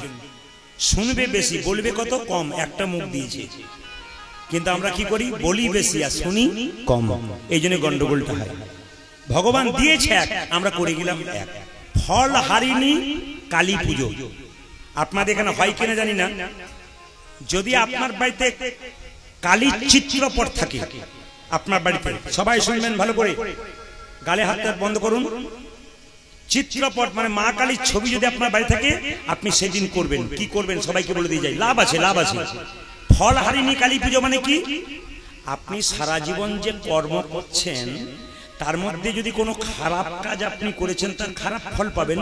যদি ফল হারিনি কালী পুজো 22 জ্যৈষ্ঠ পুজো করতে পারেন, তাহলে আপনার খারাপ কর্মের ফলটা গোটাটাই মা কালী হরণ করে নেবে। কালী মন্দির আপনার সামনে থাকলে পুজো দেবেন সেদিন। এখানে তো কালী মন্দির আছে, আপনাদের যারা বাইরে থেকে এসেছেন, বাইরে থেকে তাদের কালী মন্দির আছে, তা দেখতে পাবেন। সেদিন ফল হারিনি কালী পুজো। সেই দিন কি করেছিল জানেন, রামকৃষ্ণদেব সারদা মায়ের পুজো করেছিল। সবাই তাকান, রামকৃষ্ণদেব সারদা মায়ের পুজো করেছিল গো। এই পুজোটার নাম হচ্ছে ষোড়শী পুজো। এখনো পর্যন্ত আপনার রামকৃষ্ণ মঠে গেলে দেখতে পাবেন এখনো সারদা মায়ের পুজো চলছে। রামকৃষ্ণ সারদা মা কি পুজো করেছিল, এই দিয়ে দেখাবেন। এই পুজোর দিনে কিছু নিয়ম আছে, এগুলো করতে হবে আপনাদের। এই যেমন মৌসুমী ফল যেগুলো চলছে, আম কাঁঠাল লিচু, হ্যাঁ জাম, এগুলো মাকে সেদিন পুজো দেবেন। কি বললাম, আম কাঁঠাল লিচু যেগুলো চলছে এখন মৌসুমী ফল, সেগুলো আপনি মাকে পুজো দেবেন, মা খুব খুশি হয়। তাহলে প্রশ্ন করবেন, বাবা ফল হারিনি কালী পুজো করবো, তাহলে আমার লাভটা কি হবে? লাভটা আপনার হবে কি, আমি বলে দিই আপনাদেরকে কি লাভ হবে। স্বামী স্ত্রীতে যদি দাম্পত্য কলহ থাকে, স্বামী স্ত্রীতে দাম্পত্য বিবাদ থাকে, তাহলে আপনি যদি ফল হারিনি কালী পুজো করতে পারেন, আপনার কিন্তু দাম্পত্য বিবাদ দূর হবে। প্রেমের বনয় থেকে কেউ দূরে সরে যাচ্ছেন, প্রেমের বাধা হচ্ছে, যদি ফলহারিণী পুজো করতে পারেন আপনার লাভ আছে। তবে কিছু মনে করবেন না, আপনারা একটু হাত তুলে বলবেন, মা কালীর মন্দিরে সব ছাগল বলি দেন তো? জোরে বলুন হ্যাঁ দেন। আচ্ছা আপনারা দেন, কিন্তু আমি একটা কথা বলতে চাই, আপনারা জোরে বলুন তো, ছাগলটা মা খায় না আমরা খাই? জোরে বলুন কে খায়? ছাগলটা মা খায় না আমরা খাই? আচ্ছা এবার আপনাদের বলে যাই, মা যদি জগৎ জননী হয় তাহলে জগতের জননী, আমার জননী, ছাগলের জননী, ভেড়ার জননী, হ্যাঁ কুকুরের জননী, পিঁপড়ের জননী, সবার জননী হয় না? তাহলে মা যদি জগৎ জননী হয় তাহলে মা কখনো ছেলের রক্ত পান করতে পারে? ছাগল কাটছেন আপনারা, আমি আপনাদের বুঝিয়ে দিয়ে যাই। আমাদের পাশের গ্রামে মা কালী পুজো হয়, একজন মেয়ে আমাকে বলছে, প্রদীপ বাবু এবছর 3টে ছাগল বলি দেবো। বলে কেন 3টে কেন দেবো? আমার 3টে কেন? প্রতি বছর একটা দেন, 3টে কেন? বলছে এবছর 3টে জামাই আসবে, তাদের মা বাবা আসবে, তাদের বোন জামাই আসবে। বলুন তো, মা কালীর জন্য দিচ্ছে না নিজের বোন জামাই বেয়াই বেয়ানের জন্য দিচ্ছি? এটা আমরা নিজেদের জন্য দিচ্ছি। একটু সবাই লক্ষ্য করবেন মায়েরা, একজন প্রশ্ন করেছিল মা কালী উলঙ্গ কেন? এতজন এখানে কীর্তন শুনছেন, আমার সবচেয়ে দুঃখের ব্যাপার অনেকেই প্রশ্ন করেন, প্রদীপ বাবু আপনার, অন্য ধর্মের মানুষগুলো বলে, প্রদীপ বাবু আপনার ধর্মের মানুষগুলো কিন্তু আপনাদের ধর্ম সম্পর্কে জ্ঞান কম আছে। বলে কেন? মা কালী যে উলঙ্গ হয়ে পুজো হয়, জিজ্ঞেস করবেন তো মা কেন কাপড় পরে না? আপনারা যে মা কালীকে উলঙ্গ করে পুজো করেন, এতদিন দিয়ে পুজো করছেন, আপনারা কেন একবার প্রশ্ন করেন না যে মায়ের কাপড় নাই কেন? শুনে নিন ভালো করে, খুব দামি কথা কিন্তু, এই জ্ঞানীগুণীদের কথা, সাধারণ মানুষের কথা একটু শুনবেন। বলছে আমেরিকার চিকাগো শহরে প্রথম মহাসম্মেলনে গিয়েছিল বিবেকানন্দ, দ্বিতীয়বার গিয়েছিল ডক্টর মহানম্বরত ব্রহ্মচারী। তো তিনি যখন হিন্দু সনাতন ধর্মকে সম্পর্কে বলছে, একটা কম বয়সের মেয়ে, 25-26 বছর মেয়ে চিৎকার করে মহানম্বরত ব্রহ্মচারীকে বলল, চুপ করুন। কেন? আপনার ধর্ম সম্বন্ধে খুব বড়াই করছেন, আপনার মা কালী উলঙ্গ কেন? মাকে আপনারা কাপড় ছাড়া পুজো করেন, আবার বড় বড় বড়াই করছেন ধর্ম সম্পর্কে, মায়ের শরীরে কাপড় নাই কেন? কিন্তু মহানম্বরত ব্রহ্মচারী খুব জ্ঞানী মানুষ, তো তিনি বললেন, মা তুমি চঞ্চল হয়েও না, তোমার রাগ হয়েছে, আমাদের মা কালীকে উলঙ্গ করে পুজো করছি বলে তোমার রাগ হয়েছে। আমি তোমাকে একটা প্রশ্ন করি। তখন মহানম্বরত ব্রহ্মচারী মেয়েটাকে প্রশ্ন করেছিল, আচ্ছা মা তোমার বিয়ে হয়েছে? হ্যাঁ। তোমার ছেলে আছে? বলে একটা 3 বছরের ছেলে আছে। আচ্ছা মা তোমাকে আমি বলি, তুমি অন্ধকার রাস্তাতে তোমার ছেলেটাকে নিয়ে চলে যাচ্ছ, হঠাৎ 4 জন গুন্ডা তোমার ছেলেটাকে তুলে নিয়ে যাবে, তোমার হাত থেকে বারবার টানছে, তুমি দেবে? বলে না, জান লড়িয়ে দেবো। দেবো না, আমি জান লড়িয়ে দেবো, আমার ছেলের জন্য মরে যাবো, তবু ছেড়ে দেবো। আচ্ছা মা তোমার ছেলেটাকে ধরো টানাটানি করছে, টানাটানি করতে করতে যখন ছেলেকে তুমি দিচ্ছ না, তখন টানতে টানতে তোমার কাপড়টা খুলে গেছে, তোমার গোটা শরীরের কাপড় খুলে গেল, তুমি তোমার ছেলেকে বাঁচালে। বাঁচানোর পর ছেলে যখন বড় হলো, তখন যদি শোনে যে আমার মা আমাকে বাঁচাতে গিয়ে আমার মায়ের সাইডটা কাপড়টা খুলে গিয়েছিল, তো মা তোমাকে পুজো করবে না, মা তোমাকে, বাচ্চা তোমাকে পুজো করবে না ঘৃণা করবে? জোরে বলুন কি করবে? পুজো করবে।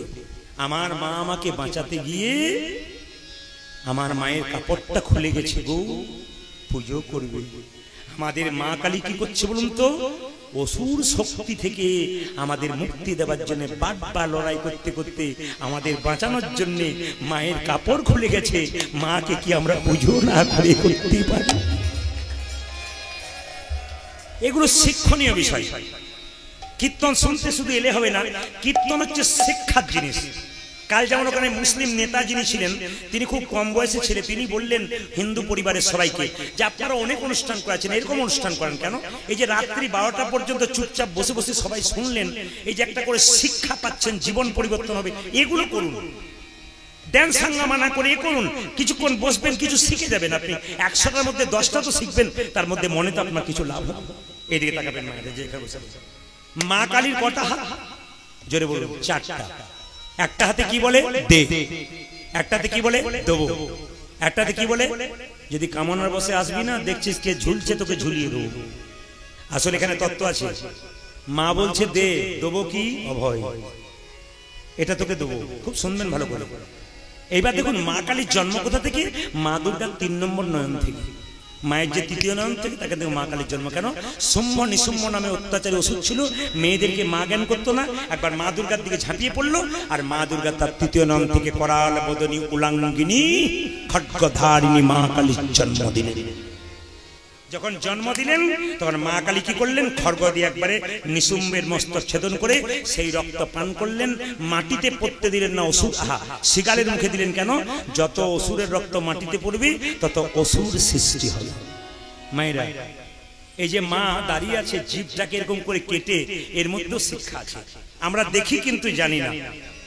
হ্যাঁ, আমাদের ওখানে দুর্গাপুজো হচ্ছে, তো বাচ্চা ছেলেটা 10 বছর বয়স, তার বাবা স্কুলের শিক্ষক, নিয়ে গেছে দেখাতে। বাবাকে জিজ্ঞেস করছে, বাবা গণেশের পেটটা মোটা, ইন্দুর বাহন এইটুকু, আর কার্তিকের বাহন ময়ূর কেন? তখন বাবা বলছে, চুপ কর, এই জন্য তোকে আনি না, খালি প্রশ্ন করে।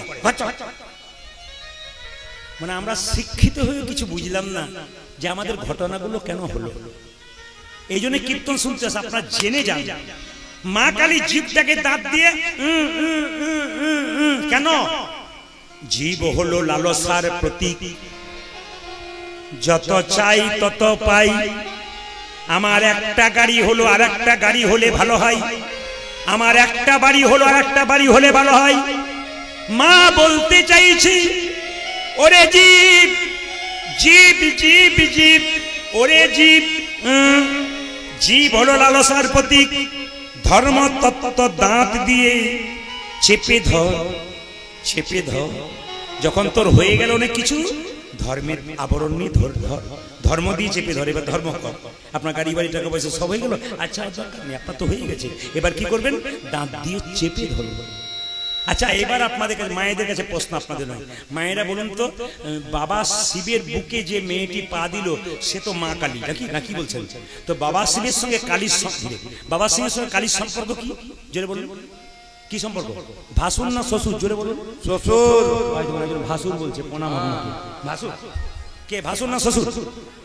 স্বামী। হ্যাঁ, যেহেতু মা দুর্গা তৃতীয় নয়ন থেকে জন্ম হয়েছে, স্বামী। আচ্ছা, যখনই বুকে পাটা দিয়েছে, এই কথাটি বলেছি আমি একটা জায়গায় গান করছিলাম, নাম করব না। একটি মেয়ে কীর্তনে শেষে বলছে, প্রদীপ বাবু, বলে কি স্বামীর বুকে পা দেওয়া যায়? বলে আপনারও তো ইচ্ছা কেন? বলে মাঝে মাঝে আমার ইচ্ছা হয়। বলে কেন ইচ্ছা হয়? বলছে আমার স্বামী মদ খেয়ে মাতলামি করে আমাকে মারধর করে, নিশ্চিত হয়ে শুয়ে দেয়, আমার মনে হয় দিয়ে দিই, কিন্তু দিতে পারি না। বলে কেন দিতে পারো না? বলছে আমার মনে মনে হয় যদি কিছু হয়ে যায়, বললাম নলহাটিতে ডাক্তার দেখিয়ে বা রামপুর হাটে ডাক্তার দেখিয়ে দেখবে হাটের অবস্থা কেমন আছে, তারপর তুমি দিও, তোমার কোনো অসুবিধা। আমি বলে দিয়ে এসছি। এখানে কানাইপুরে সবাই আমাকে সন্ধ্যাবেলায় বলল, সব জায়গায় যা পাবেন পাবেন, এখানে ওটা পাবেন না। বললাম কি পাবো না? বলছে কানাইপুর এলাকাতে কোনো মাতাল নাই। আপনাদের হাসি দেখে বুঝতে পেরেছি পার্টি আছে। তাছাড়া সিগন্যাল তো আগে থেকে দিয়ে দিয়েছে, নাকি বলছেন? এ আমার কান যেমন আছে, এদিকে এদিকে পার্টি সব জায়গাতে আছে। এদিকে তাকাবেন, এদিকে তাকাবেন।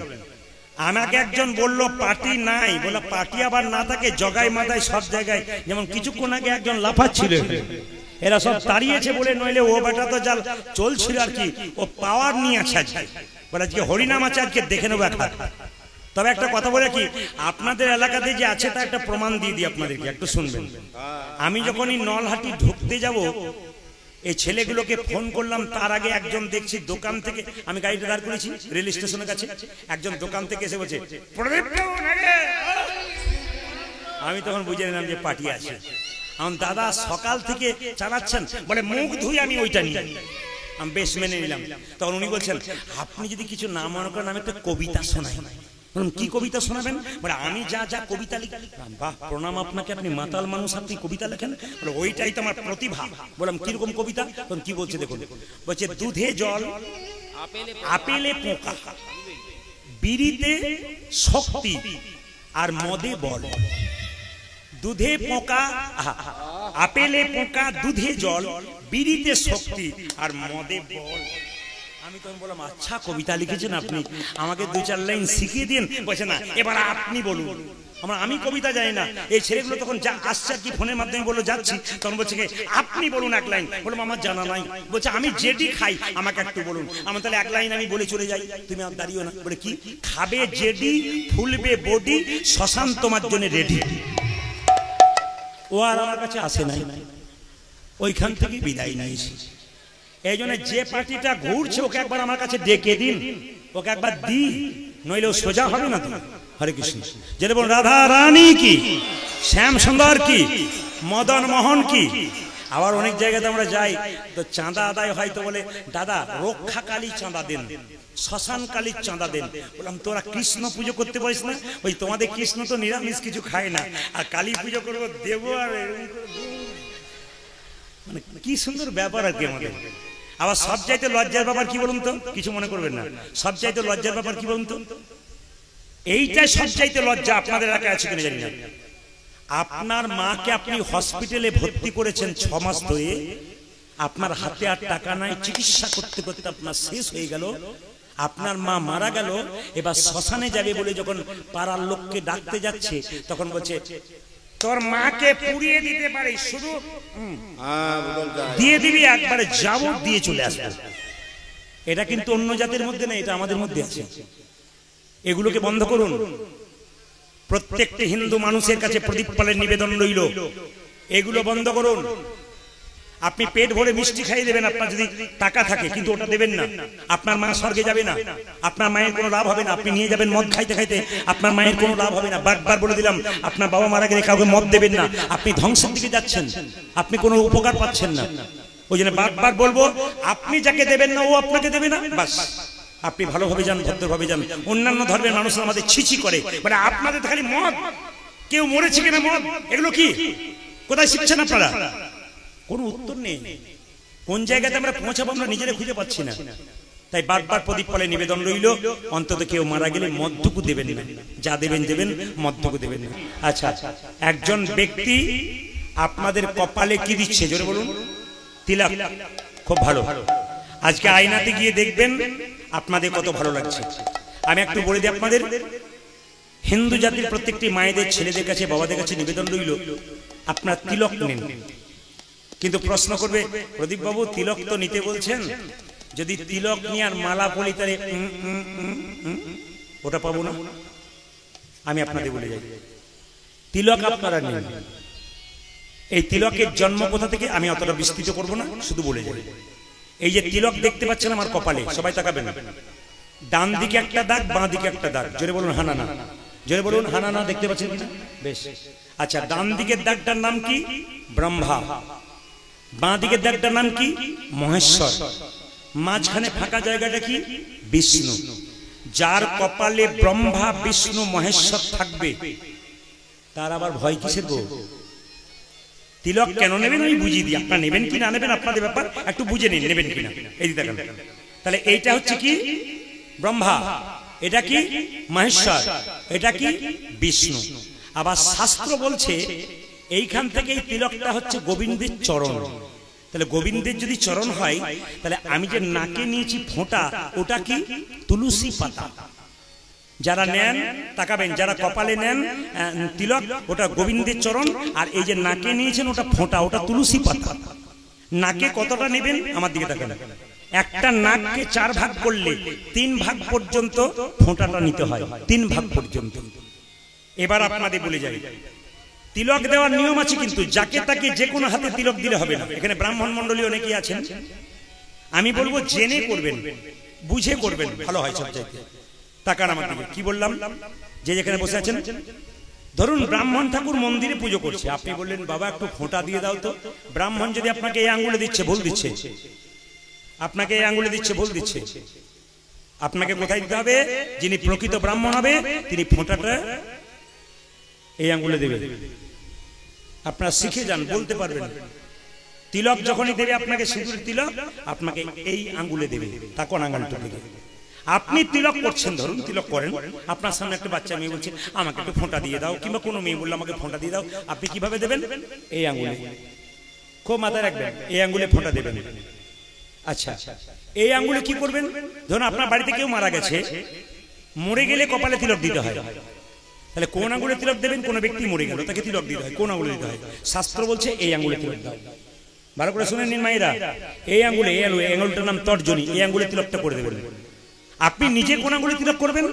শাস্ত্র বলছে আপনি নিজে এই আঙ্গুলে, মধ্যমা, মধ্যমা, এই আঙ্গুলে তিলক করবেন। আর ভগবানের চরণে তিলক দেবেন, গুরুদেবের চরণে তিলক দেবেন। আপনি কোন আঙ্গুলে দেবেন?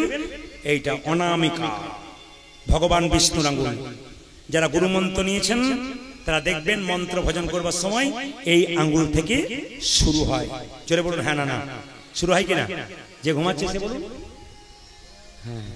শুরু হয় কোন আঙ্গুল থেকে? এই আঙ্গুল থেকে। তাকান মাইরা, এই আঙ্গুল থেকে। এইদিকে এদিকে আপনি তুলসী পাতা গোবিন্দকে দেবেন, এই আঙ্গুল টাচ থাকবে, নইলে হলো না। আপনি বাতাসা গোবিন্দকে দেবেন, এই আঙ্গুল টাচ থাকতে হবে, নইলে হবে না। একবারে শাস্ত্র বলছে এই আঙ্গুল সবসময় টাচ থাকবে। ভগবানকে কিছু দেবেন, এই আঙ্গুলটা নিবেদন করলে এই আঙ্গুল টাচ থাকবেই। এটা কিন্তু ভগবান বিষ্ণুর আঙ্গুল। আর কড়ি আঙ্গুলে কি করবেন? ভাইয়ের কপালে দিলাম ফোঁটা, জমের দুয়ারে পড়লো কাঁটা, নাকি ভাইরা? এই সময় কিন্তু আপনারা দেবেন। তাহলে 5টা আঙ্গুলে কিন্তু কাজ আছে। হ্যাঁ, যদি আপনারা মনে করেন যে তিলক নিয়ে, হ্যাঁ, সবচাইতে আমাদের একটা দুঃখের ব্যাপার কি আছে বলুন তো? আমার পাশের বাড়িতে একটা 25 বছরের মেয়ে তিলক করে মালা করে, পাশের বাড়ি 5 জন বরাবরই করছে, বাবারে দিদি হারাধনের বইয়ের কি ঢং দিদি, তিলক করেছে মালা করেছে, ভগবান বোধহয় আগেই পেয়ে যাবে। না, এইটা যদি আপনাদের থাকে আর কি কেউ বলার, তবে আপনি এক কাজ করুন, জল তিলক করুন। শাস্ত্র বিধান দিয়েছে, যে যেখানে বসে আছেন যারা বই পড়েন তারা জেনে নিন, শাস্ত্র বিধান দিয়েছে আপনি প্রতিদিন তিলক করতে পারেন। আপনি কি খাবেন খান, আপনি ভাতের সঙ্গে যা খাচ্ছেন খান, কিন্তু স্নান করার পর গোবিন্দকে তুলসী পত্র দিয়ে আপনি এই কাজটা করে নিন, আপনার হয়ে গেল, কিন্তু আপনার লাভ আছে। শাস্ত্র জল তিলক বলেছে। এখানে জল নিলেন হাতে, এই আঙ্গুলে করে, এই আঙ্গুলে করে হরে কৃষ্ণ হরে কৃষ্ণ হরে কৃষ্ণ, যেমন আমরা করেছি সেরকম জল তিলক করে নেবেন, আপনার লাভ হবে। কিন্তু জল তিলক করতে করতে একদিন আমরা মনে রাখবে, না এবার আমি আসল তিলকটাই করবো। আসলে সাইকেলে চাপতে চাপতে যেমন হাফ প্যাডেলে চাপতে চাপতে ছোটরা সিটি চেপে যাই, সেরকম শুরু করুন। লাইনে দাঁড়ান, আপনার কাজে হবে। লাইনে না দাঁড়ালে কাজে কি হবে? তিলক আপনার নেবেন। আর যদি কেউ পারেন তবে একটা কাজ করতে পারেন, তুলসী মন্দিরের নিচে যে কাঁচা মাটি আছে ওটা আপনি বাচ্চাকে দেবেন, আপনি দেবেন একটা করে ফোঁটা নেবেন, অন্তত কপালে একটা ফোঁটা নিতে শিখুন, আপনাদের লাভ আছে। মায়েরা আপনাদের ছেলের মঙ্গল কামনা করতে পারবেন, যারা ঠাকুমা হয়েছেন, যারা মা হয়েছেন, যারা মাসি আছেন, আপনার বাড়ি একটা কাজ করতে পারবেন। শুনে নিন, মা যশোদা গোপালের কপালে একটা তিলক দিত, ওটা আপনারা বাড়িতে বাড়িতে দিতে পারবেন, ছেলের কোনো বিপদ হবে না। মা বলছেন, আমি বলি যশোমতি। আপনাদের বাচ্চাকে এক পাড়া থেকে এক পাড়া নিয়ে যান, একটা গোবরের ফোঁটা কিংবা কাজলের ফোঁটা দিন। জোরে বলুন হ্যাঁ না না। কিন্তু শুনবেন মায়েরা, মায়ের কপালে, মা যদি ছেলের কপালে হরিচন্দনের মৃত্তিকা দেয়, ছেলের কোনো বিপদ হয় না। প্রশ্ন করবেন প্রদীপ বাবু, হরিচন্দনের মৃত্তিকা কাকে বলে? বলছে তুলসী তলার কাঁচা মাটি আর মায়ের স্তনদুগ্ধ একসঙ্গে মিশিয়ে ছেলের কপালে দিলে ওটার নাম হরিচন্দনের মৃত্তিকা। কি বললাম মা? তুলসী তলার কাঁচা মাটি আর মায়ের স্তনদুগ্ধ একসঙ্গে মিশিয়ে ছেলের কপালে দিলে ছেলের কোনো বিপদ হয় না। সবার কাছে একটা নিবেদন রইল বাবা, যে যেখানে বসে আছেন, আপনাদের এখানে দেখতে পাচ্ছি 2-4 জন কিন্তু কেমন করে রইব, একবারে যে নাই তা বলবো না, হাত তুলুন তো। রাধা রানী কি? ওই জন্য কীর্তন শুনতে আসছিল, তখন 2-4টা মেয়ে বলা বলি করছে ওখানে রাস্তাতে, দিদি সামনে বসিস না, পা মেলে বসতে পাবি না, খালি উলুধ্বনির হরিবল, শেষে বসবি সময় মতো পালাবার চান্স। যারা যারা চালাক পার্টি তারা না, আপনাদের বলিনি, আপনার জায়গা পান নাই। তাকান কতজন শেষে বসে আছে, ওরা সুযোগ নিয়েছে কেন বলুন তো? যদি ঘুম আসে তো রাস্তা ঠিক ধরবো না। না, আপনাদের চাইতে মনে হয় ওরা সজাগ আছে। কেন বলুন তো? যারা ঘরের সামনে বাস ধরে তারা বাস ফেল বেশি করে না, কি বলছেন? আর যারা দূর থেকে বাস ধরতে আসে তারা দেখবেন টাইমে আসে। যারা দূরে বসে আছে তারা ঠিক আছে, আর যারা সামনে বসে আছে তাদেরকে দেখতে পাচ্ছি কেমন করে রইব বল। আমি বুঝতে পারছি। আবার মায়েদের একটা সুবিধা আছে, বাবাদের সুবিধা নাই। মায়েদের ঘুম এলেই দেখবেন, যদি ঘুম আসে না, খুব চালাক, জীবনে কোনোদিন মাথায় কাপড়, আপনাদের জন্য বলিনি, অন্য জায়গায় জন্য বললাম। এইদিকে আসলে ঘুম দেখবেন যখন ধরে যায়, তখন কি করে, যে লোকে যেন দেখতে না পায়, তাই যেন কেমন করে রইব। পাশের মেয়েটা বলছে, দিদি তুই ঘুমোচ্ছিস? বলে ঘুমোই নাই, ধ্যান করে করে শুনছি। এমন ধ্যান করে শোনা যে তুলে নিয়ে যেতে হবে।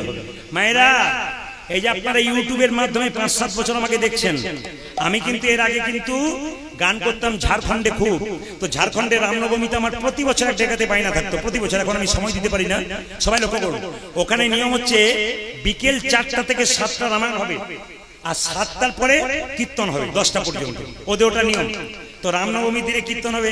তো আমাকে কমিটি ছেড়ে বলছে, প্রদীপ বাবু এ বলছে একটা দারুণ জিনিস এনেছে। দারুণ জিনিস কি এনেছি? না কি এনেছি? না একজন বিখ্যাত রামায়ণ পাঠক এনেছি। কারো পোষমাস, কারো সর্বনাশ। এই দেখান দেখান মাইরা কি বললাম, বিখ্যাত রামায়ণ পাঠক এনেছি, তার বয়স 80 বছর, শুনবেন। আমার দাদা চেয়ারটা দিন, হ্যাঁ আপনি শুনুন। আমি দেখলাম যেখানে দেখি রে ছাই উড়াইয়া দেখো তাই, পাইলে পাইতো বড় মূল্য রতন। আচ্ছা মায়েরা, এখানে যদি কানাইপুরের ভক্তরা রামায়ণ পাঠ করা তো 4টা থেকে 7টা, আর 7টার পরে 10টা কীর্তন হতো, বলুন তো শাশুড়িরা আগে আসতো না বউগুলো আগে আসতো? সত্যিকারের কথা বলবেন, শাশুড়িরা বউ জেনে বলুন, হ্যাঁ ছেলেটা বলেছে শাশুড়ি, আর বৌমার আসতো না, কি বলতে বলুন তো, ঘরে কি করছেন, খালি ঘরে খালি ঘরে ঘুর ঘুর ঘুর ঘুর, মানে ঘর থেকে বার করতে পারলেই বাঁচি। আমার দিকে দেখান তো, একজন কীর্তন রামায়ণ শুরু হয়েছে, একজন ঠাকুমাকে তার নাতনি আঙ্গুলে ধরে আনছে, রামায়ণ শুরু হলো, ঠাকুমা পা লম্বা করলো, রামায়ণ চলছে, ঠাকুমা গা লম্বা করেছে, রামায়ণ শেষ হলো, কীর্তন শুরু হলো, ঠাকুমা নাক ডাকতে শুরু করলো। এইবার দেখুন কীর্তন শেষ হয়ে গেল, ঠাকুমাকে নাতনি বলছে ঠাকুমা চলো বাড়ি চলো, ঠাকুমা বলছে আরম্ভ হলো বলে আজ আর হবে না, কাল হবে চলো। 3 দিন কীর্তন, আস্তে আস্তে 3 দিন কীর্তন হয়ে গেল। কুঞ্জ বর্ণনের দিনে এসে বলছে বাবা প্রদীপ, তোর কীর্তনে যে কি মজা আমি সারা বুঝলাম। আমরা ঠাকুমা তুমি তো ঘুমোচ্ছিলে, বলে ওইটাই তো আসল কাজ। বলে কিরকম? বাড়িতে আমার ছেলেরা এত ভালো, গ্রীষ্মকালে হয়ে যাচ্ছে, গ্রীষ্মকালে 3টে করে ফ্যান দেয়, 2টো করে ঘুমের ট্যাবলেট দেয়, ঘুমই আসে না। আর তোর কীর্তনে কি ঘুম, বাহ লাভ আছে তাহলে, যেখানে ঘুমাচ্ছে তার লাভ আছে না, কি বলছেন? এখন লক্ষ্য করুন, যিনি রামায়ণ পাঠ করছেন তার কাছে বলছে বাবা তোর রামায়ণ পাঠের বলি হারিয়ে যায়, দারুণ রামায়ণ পাঠ। তো রামায়ণ পাঠ করছে, বুড়িমা তুমি তো ঘুমোচ্ছিলে, কি রামায়ণ পাঠ শুনলে? বলছে বাবা 3 দিন ধরে রামায়ণ পাঠ শুনলাম, সব জিনিস বুঝেছি, একটা বুঝি নাই, রাম রাক্ষস না রাবণ রাক্ষস। রামায়ণ পাঠক রেগে বললো রাম ও রাক্ষস নয়, রাবণ ও রাক্ষস নয়, রাক্ষস আমি যে তোমাকে বোঝাতেই পারলাম না। তা কীর্তন যদি বোঝাতে না পারি, আপনার বলবেন প্রদীপ পাল রাক্ষস এসেছিল। 2-1 ব্যক্তি আমাকে প্রশ্ন করছেন, ইউটিউবে আপনাকে বয়স্ক বয়স্ক লাগে, এখানে কম কেন লাগে? এই ইউটিউবে খালি যত ছবিগুলো ছাড়বে দেখবেন দাঁত ভেঙচিয়ে নাই, চুল ভেঙচিয়ে কত রকম করে ছাড়ে, মানে ওরা ভাবে যে যত বয়স্ক ছাড়তে পারবো তত মনে হয় আমাদের লাভটা বেশি হবে। এই আমারটা কোনো মতে ছাড়বে না, খালি দেখবেন যে কিছু কিছু ইউটিউবার আছে দেখবেন এমন বয়স্ক ছেড়ে দেবে, মনে হবে বাবা এই বোধহয় আমাকে অনেক বলে আপনার বোধহয় 70 বছর বয়স, মনে হয় আর 5 বছর পর রিটায়ার করবো কীর্তন। আমার বয়স হলে 50, 1973 13 অক্টোবর আমার জন্ম, একবারে কাগজে লেখা। হাত তুলুন। অনেকে ভাবে, একটা নির্দেশ আপনাদের দিয়ে যাই, যারা কম বয়সে ছেলে আছে তাদেরকে বলবো, বাড়িতে বাবা মা যদি বেঁচে আছেন, সকালবেলায় ঘুম থেকে উঠে বাবা মাকে প্রণাম করতে শেখো, আশীর্বাদ পাবে। যদি বাবা মা বেঁচে না আছে, তাদের ছবি যদি দেওয়ালে টাঙানো আছে, প্রণাম করে কাজে বেরো, প্রণাম করে কাজে থেকে ফেরো। আস্তে আস্তে মহাপ্রভু ঘর থেকে বেরোতেন, নাম বিলোতে সচী মাতাকে প্রণাম করে বেরোতেন, ঢুকবার সময় প্রণাম করতেন। স্বয়ং কলিযুগের ভগবান শিখিয়ে দিয়ে গেলেন, মায়ের আশীর্বাদ নিয়ে কেউ যদি বেরোতে পারে, বাবার আশীর্বাদ নিয়ে কেউ যদি বেরোতে পারে, জীবন তার সুন্দর হয়। তাই আমি আপনাদের একটা কথা বলতে চাই, যে এখানে যে মায়েরা আপনাদের ছোট ছোট বাচ্চাগুলোর ব্যাগ পিঠে সকালবেলায় একটা 50 কেজি বা 5 কেজি ব্যাগ দেবার আগে আপনি ছেলেকে বলবেন মন্দিরে একবার প্রণাম করে আয়। অনেকে তো এখন কি বলুন তো, কেজি 1 কেজি 2 তে পড়াচ্ছেন না, কিছু মনে করবেন না, একটা বিরাট বড় ব্যাগ, ছেলে যত ভারী তার চাইতে ভারী ব্যাগটা পিঠের উপরে দিয়ে দিচ্ছেন, আপনারা দেবেন। কিন্তু আপনাদেরকে বলি, সকালবেলায় বলবেন ভগবানের চরণে প্রণাম কর, তোর দাদু ঠাকুমাকে প্রণাম কর, আমাকে তোর বাবাকে প্রণাম কর। এটা শেখাবেন, সংস্কার শেখাবেন, আপনার লাভ আছে। আমি চাই হিন্দু সনাতন ধর্মের মানুষ সংস্কার শিখুক, আমি চাই হিন্দু সনাতন ধর্ম আরো জেগে উঠুক, আমি চাই আপনারা মহাপ্রভুকে সম্মান দিন, আমি চাই আপনারা শাস্ত্রের সম্মান দিন, আমি চাই আপনারা বৈষ্ণবের সম্মান দিন, আমি চাই আপনারা ব্রাহ্মণের সম্মান দিন, আমি চাই আমাদের সমাজটাকে সুন্দর করে তৈরি করে আমরা যেন এক হয়ে সবাই মহাপ্রভুর ভক্ত নিতাই গৌর হরি বল হরি, এটা আমি চাই। আমি বিবাদ চাই না, আমি সুবাদ চাই, আমি মিলন চাই। কৃষ্ণ কালিয়নাগকে দমন করেছিল ঝুলন পূর্ণিমার দিনে, সেদিন দাদা বলরামের জন্মদিন ছিল, খুব মাথায় রাখবেন দিনটা, সেদিন দাদা বলরামের জন্মদিন। আপনাদের ছোট্ট কথা বলে যাই, সবার জন্মদিন আপনারা পালন করেন, আমি একটা কথা শুধু আপনাদের বলে যাই, আগামী 29শে জ্যৈষ্ঠ যদি কেউ বলতে পারে আমি খুব খুশি হব। আগামী 29শে জ্যৈষ্ঠ বাড়িতে বাড়িতে একটা ষষ্ঠী হবে। ষষ্ঠীটার নাম কি? জোরে বলুন। বাবারা জানুন না জানুন, শাশুড়িগুলো জানে। জামাই আসবে, কবজিতে একটা বেশ করে হলুদ সুতো বেঁধে দিতে হবে স্বামী মানে জামাইয়ের মঙ্গলের জন্য। আচ্ছা মায়েরা, এই যে আমি কীর্তন করছি কিছু মনে করবেন, আমি আগেই বলেছি আপনাদেরকে, আজকে নলহাটির এই এলাকায় এসে আমি আপনাদের 12 মাসে 13 পার্বণের কথাগুলো ছোট ছোট করে দিলাম। একটু বলে দিই, জামাই ষষ্ঠীর আরেক নাম কি? অরণ্য ষষ্ঠী। এই জামাই ষষ্ঠী ডালা কি করে তৈরি করতে হয় তাকান। কাঁঠাল পাতার উপরে করমচা ফল, 7 রকমের কিংবা 9 রকমের ফুল দেবেন, 108টা দুর্বা ঘাস দেবেন, ওটা ষষ্ঠী পুজো করবেন। মা ষষ্ঠী, মা ষষ্ঠীর মূর্তি পুজো করতে পারেন, মা ষষ্ঠীর ছবি, এইদিকে মা ষষ্ঠীর মূর্তি পুজো করতে পারেন, ছবি পুজো করতে পারেন। মা ষষ্ঠীর কি থাকে মায়েরা? কোলে একটা বাচ্চা থাকে, আর কি থাকে? একটা পাখা থাকে হাতে। আপনার মা ষষ্ঠী পুজো করতে গেলে একটা ঘট দেবেন, আমের শোকা দেবেন, স্বস্তিক চিহ্ন দেবেন, হ্যাঁ, এবং মা ষষ্ঠীর কাছে আহ্বান করবেন যেন আমার মেয়ে জামাই ভালো থাকে। আসলে কেন মা ষষ্ঠী, জামাই ষষ্ঠী কেন হলো? আসলে সমাজের মধ্যে শাশুড়ির সম্পর্ক, শাশুড়ির সঙ্গে জামাইয়ের, মেয়ের সঙ্গে জামাইয়ের একটা মসৃণ সম্পর্ক তৈরি করার জন্য এটা হয়েছে। এটা কোনো বৈদিক ব্যাপার নাই, কোনো বেদে নাই, এটা আমাদের লৌকিক প্রথা মায়েরা, এটা লৌকিক প্রথা। দাদা ভাইরা যাচ্ছেন, এটা লৌকিক প্রথা, এটা বেদে কোনো প্রমাণ নেই। তবে একটা ছোট্ট গল্প আছে, শুধুমাত্র আপনারা জেনে নিন কেন জামাই ষষ্ঠী হয়েছে। মায়েরা, জামাই ষষ্ঠী করলে কি হয়, মা ষষ্ঠী পুজো করলে কি হয় আপনাদেরকে জানিয়ে দিই। বলছে একটা বাড়িতে 2 বউ ছিল, লৌকিক গল্প কিন্তু এটা কোনো বেদের গল্প নয়। এটা দেখবেন প্রত্যেক জায়গাতে, আপনি ইউটিউবে সার্চ করবেন, বিভিন্ন জায়গায় পাবেন, দেখবেন এই গল্প পাবেন, সব জায়গায় শাস্ত্রের বর্ণনা করা আছে। মানে বেদের গল্প নয়, কিন্তু এটা লৌকিক গল্প। কি? একটা বাড়িতে 2 বৌমা ছিল, ছোট বৌমা সবকিছু চুরি করে খেত। একটা কালো বিড়াল তাদের বাড়িতে ছিল, ওই বিড়ালটার নামই দিয়ে দিত। সবাই তাদের বিড়ালটা খেয়েছে, বিড়ালকে বারবার ভৎসনা করে তাড়িয়ে দেয় বাড়ি থেকে। বিড়ালটা একদিন কেঁদে কেঁদে মা ষষ্ঠীকে বললো, মা ষষ্ঠীর বাহনকে জোরে বলুন, বিড়াল। এই জন্য মায়েরা, বিড়ালটা কেঁদে কেঁদে মা ষষ্ঠী বললো, মা আমার ও নিজে খায়, আমার নামে দিয়ে দেয়। বলছে দাঁড়া চুপ কর, ব্যবস্থা করে দিচ্ছি। ওই মেয়েটা যখন বাচ্চা হলো, এক এক করে 8টা মেয়ে হলো বা বাচ্চা হলো, সব বাচ্চাগুলোকে মা ষষ্ঠী হরণ করে নিল। বাড়ির শাশুড়ি মা সবাই গালাগাল দিতে লাগলো। অভিমানে মেয়েটি মানে বৌমাটি চলে গেল জঙ্গলের মধ্যে। যখন খুব কাঁদছে যে আমি অন্যায় করে ফেলেছি, আমার ছেলেগুলোকে নিয়ে চলে গেল, আমি খুঁজে পাচ্ছি না, তখন মা ষষ্ঠী বুড়িমার রূপ ধারণ করে এসে বললো, কাঁদছো কেন? তুমি নিজে ভালো কিছু চুরি করে বিড়ালের নামে দোষ দিয়েছো। চমকে গেছে, তুমি কি করে জানলে? আমি মা ষষ্ঠী, তুমি আমার পুজো করো, আমি তোমার সব সন্তানদের ফিরিয়ে দেবো, সব সন্তানদেরকে ফিরিয়ে দেবো। আচ্ছা, মা ষষ্ঠী পুজো করলে কি হয় মা? যদি কারো সন্তান মরে যায়, তার সন্তান জীবিত হয়ে যায়। মা ষষ্ঠী পুজো করলে কি হয়? শুধু জামাই ষষ্ঠী নয়, জামাইয়ের মঙ্গল হয় তা নয়, নিজের সন্তান সন্ততির মঙ্গল হয়। এই জন্য জামাই ষষ্ঠীর দিনে মা ষষ্ঠীর পুজো করতে হয়। এগুলো আমরা ভুলতে বসেছি, এগুলোকে ভুলবেন না। আমি প্রদীপ পাল বারবার করে বলি, হিন্দু সনাতন ধর্মের যে রীতিগুলো আছে এগুলো একবার নষ্ট করবেন না, এগুলোকে ধরে রাখুন। দেখবেন আমাদের সমাজ কত সুন্দর হবে, আমাদের সংসার কত সুন্দর হবে, আপনাদের আনন্দে জীবন পরিপূর্ণ হয়ে যাবে। কীর্তনের মাধ্যমে জানতে পারলেন। অনেকে ইউটিউবে আমার গান শুনে অনেকে বলেন, ইনি বোধহয় কীর্তনে শুধু কথাই বলেন, পদাবলী করেন না। অনেকের মধ্যে বিশ্বাস আছে দেখবেন, কিন্তু কেন বলুন তো? এই যে ক্যামেরা নিয়ে যাচ্ছে ওরা তুলে, শুধুমাত্র দেখবেন ওই গল্পগুলো ছেড়ে দেবে, একটাও পদ কিন্তু ছাড়বে না। কেন ছাড়বে না? পদে তো ওদের ভিউজ হবে না, ওদের ভিউজ হবে ভালো ভালো কথাতে। ও কথাগুলো আপনাদের না, এটাও কিন্তু ওদের একটা বিরাট মানে ক্যালি, কথাগুলো আপনাদের থ্রো করে। কেন? আজকে আপনি যেগুলো শুনলেন এগুলো বিশ্বের মানুষ শুনবে ওদের দ্বারা। ওরা পৃথিবীতে যত বাঙালি আছে ঘরে ঘরে শুনছে। কেন? এই জামাই ষষ্ঠী করলে কি হয়, ফলানি কালী পুজো করলে কি হয়, একাদশী করলে কি হয়, এগুলো বাড়ি বাড়ি পৌঁছে দিচ্ছে ওদের মাধ্যমে। কিন্তু ওরা পদগুলো দেয় না, আপনাদের মনে ধারণা হয় তাহলে।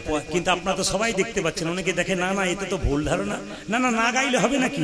আমি আল ঠাকুরের আশ্রমে যখন এসেছিলাম মন্দিরে, প্রচন্ড ভিড়, নাকি বলছেন? মেলা তো, মেলা হলে লোকজন তো ঘুরবেই। আজকে কিন্তু একবার পাকাপাকি গোটাটাই হরিনামের মেলা, একবার পাকা ছাকা ছাকা ভক্তগুলো আছে যে যেখান থেকে এসছেন। একটা কথা আপনাদের বলি, অন্য আসরে দেখতে পাই কিছু কিছু মেয়ে মানে মায়েরা কীর্তন শুনতে শুনতে, আপনাদের খুব সুন্দর শুনছেন, আমার দিকে দেখেন, কিছু কিছু মায়েরা কীর্তন শুনতে শুনতে জারিল বিষম,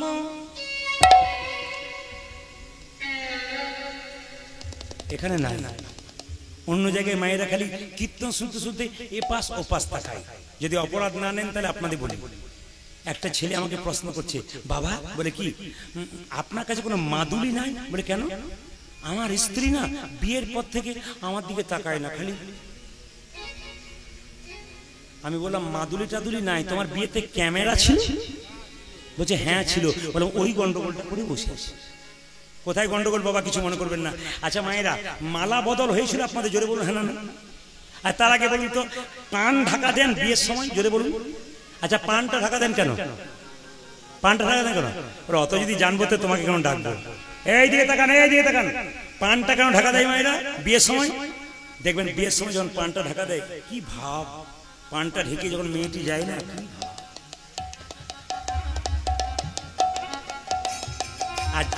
আর যিনি পিড়েতে দাঁড়িয়ে থাকেন ওনার আবার ভাব,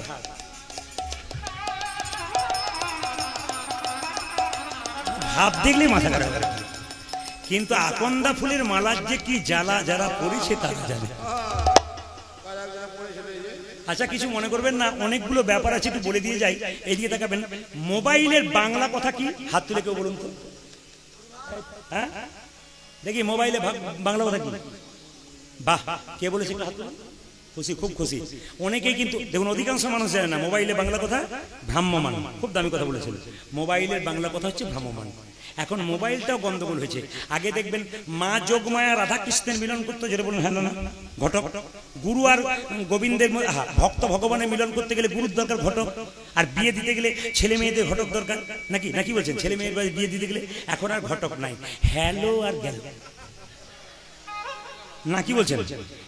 এইরকম করতে করতে কত বউ যে ঘর থেকে হ্যালো। আমি আপনাদের একটু বলতে চাই যে সবচাইতে দুঃখের ব্যাপার কি জানেন? কিছু মনে করবেন না, কীর্তনের রস আছে তো, একটু লাস্টে না দিলে হয় না। কেন না প্রথম থেকে দিলাম না কেন? দু চারজন মা জারিল বিষম, তখন আমি বুঝতে পারছি যে এইগুলো না দিলে কাজ নাই। মানে আমাদের সব রকম মালপত্র আনতে হয়, কেন ডিজাইন রাখতে হয়, কারণ না হলে জাগবে না তো। কি করবেন, আমাদের তো রাখতে হয়, দোকানে সব রাখতে হয়। এইদিকে তাকাবেন, এইদিকে তাকাবেন। আমার পাশের বাড়িতে একটা লোক বোম্বেতে চাকরি করে, ওর স্ত্রীকে প্রত্যেকদিন দুপুরে ফোন করে, আমাদের দেখেন দুপুরে ফোন করে, হ্যালো চম্পাবতী, চম্পাবতী, মানে বউটাকে বলে চম্পাবতী, খুব করে বলছে চম্পাবতী, চম্পাবতী। দিন নাই দুপুর নাই খালি চম্পাবতী, চম্পাবতী। ফোনটা ধরছে না কেন? ও দুপুরবেলায় খবর নিচ্ছে তোমরা খেয়েছো কিনা। বোম্বে তো কাজ করতে গেছে। আর কিছুক্ষণ পরে একটা ফোন এসছে, বাবারে কি ডিজাইন, কোমর বেঁকে যাচ্ছে। তার মানে কি বলুন তো, ওটা স্বামীর ফোন নয়, আলাদা জায়গায় লেগেছে। ওটা স্বামী নয়, আসামির ফোন। না আমাদের সমাজটা কত নিচে নেমে যাচ্ছে, আমি তাই বলছি। আবার কিছু মনে করবেন না, পান ঢাকার কথা যখন বললাম, পানটা হলো যোগ মায়া। মানে পানটা সরিয়ে মেয়েটি যখন স্বামীর মুখ দেখে তখন মায়ার যোগ হয়। আমি তোমার, তুমি আমার। একটা জায়গায় বাসা ছিলাম, এক কাকাবাবু বলছে, বাবা তুমি যে বলে পান সরালে মায়া হয়, আমার 3টে ছেলে 3টে বউ, মায়ায় নাই খালি ঝগড়া করছে। বলে মায়া থাকবে কি করে? পান ঢাকা দেবার আগে রাস্তাতে কতবার দেখা। আর আপনাদের মালার কথা বললাম, ক্যামেরাম্যানের কথা। বিয়ের সময় দেখবেন মেয়েটি যখন স্বামীকে মালা পরাতে যায়, তখন দেখবেন এরকম করে মালাটা পরায়, মানে শুভ দৃষ্টি হয়। সত্যিকারের কথা, শুভ দৃষ্টি হয়। মেয়েটি স্বামীকে, হ্যাঁ মেয়েটি স্বামীকে মালাটা পরাচ্ছে, বাজনা বাজছে, কি মধুর বাজনা। আর সঙ্গে সঙ্গে যখন মালাটা পরাতে যাচ্ছে মেয়েটি স্বামীকে, মানে শুভ দৃষ্টি হবে, পেছন থেকে যখন ক্যামেরাম্যান বলছে, এই দিকে তাকা, শুভ দৃষ্টিটা কোন দিকে হইল? কঠিন ব্যাপার। এই জন্য তার তাকায় না, নাকি বলছেন? এই জন্য তাকায় না। মায়েরা জয় রাধা রানী কি। অনেকে প্রশ্ন করে শান্তি কোথায় পাবো? আপনারা অনেকে প্রশ্ন করেন শান্তি কোথায় পাবো? অনেকে রেগে মেগে বলে শ্মশানে শান্তি আছে। ওখানে শান্তি নেই। শান্তি কোন জায়গায় আছে? একমাত্র হরিনামে। এখানে বসেছেন, ঘরের চিন্তা নেই, ভগবানের চিন্তায় আছেন। তাই আপনারা 365 দিন প্রত্যেক দিন ঘুমাচ্ছেন, আজকে দিনটা গোবিন্দের নামে দিন। আমি মেদিনীপুর একটা জায়গায় গান করতে গিয়েছিলাম, তো দিনের বেলায় গান, প্রচুর বিরাট বড় বাজার, প্রচুর ভক্তের সমাগম। তো কমিটি বলছে বাজারের লোককে, দাদা বুধবার দিন কীর্তন করলাম, আপনারা গেলেন না কেন? তো বাজারের লোক বলে, আমরা যেতে পারলাম না, প্রচুর ভক্ত হয়েছিল শুনেছি, আমরা যেতে পারলাম না, রবিবার দিন কীর্তন হলে যেতাম। বলে কেন? আমাদের রবিবার দিন বাজার বন্ধ, আর লোকের চাকরিরও ছুটি আছে রবিবার দিন, ওই দিন যেতাম। তো আমি তাদেরকে প্রশ্ন করি, যিনি বলছেন রবিবার দিন কীর্তন হলে যেতাম, বুধবার দিন হলে যেতে পারি না, তাদেরকে বলি, সে যদি বুধবার দিন বিপদে পড়ে ভগবানকে ডাকে, প্রভু বাঁচাও, ভগবান কি বলবে? তোর তো বুধবার দিন নয়, তোর তো রবিবার দিন বলে, তোকে রবিবার দিন বাঁচাও। নাকি বলছেন? ভগবানের নামের কোনো সময় নাই। মহাপ্রভু বলেছেন খাইতে শুইতে যথা তথা সব জায়গায় নাম করতে হয়। কিন্তু সব জায়গায় দুঃখের ব্যাপার কি বলুন তো, হরিনাম কারা করে না? বাড়িতে মায়েরা জল থাকলে কেউ চাপা করে জল আনতে যান, জল যখন শেষ হয় তখন যান। শরীরে যখন ক্ষমতা থাকে দেখবেন তখন কেউ হরিনাম করে না। রক্তের জোর যখন থাকবে, অহংকার থাকবে, তখন দেখবেন হরিনাম করবে না। যখন শরীরে কঠিন রোগ হয়ে যাবে আর উঠতে পারছে না, বাড়ির লোক ভালো করে দেখছে না, তখন হরি ছাড়া কোনো গতি নাই। তখনই দেখবেন ওই লোকগুলো কেমন লাফালাফি কি শুরু হলো। এরকম মানুষ আমাদের জীবনে অনেক আছে।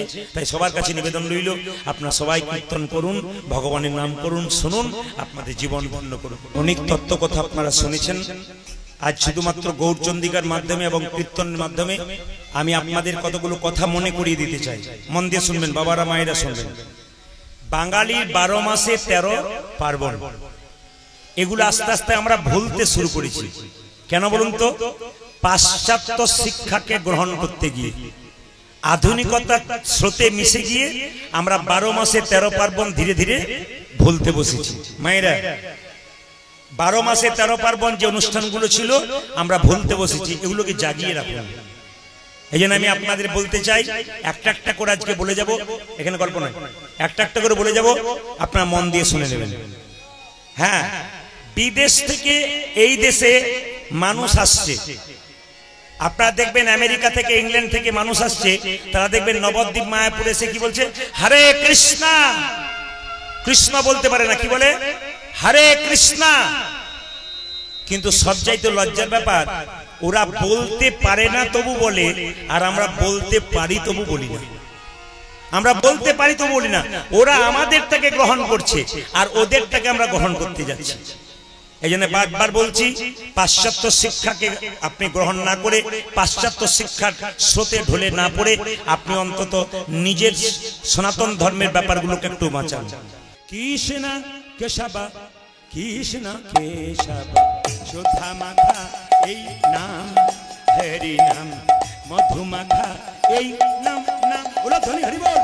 কৃষ্ণ কেশব কৃষ্ণ মাধব সুধা মাখা যেন, হরি নাম মধু মাখা এই নাম, নাম নাম, এই নাম জপ হলো আপনারে, এই নাম জপ হলো আপনারে, এই নাম জপ হলো আপনারে। এই হরি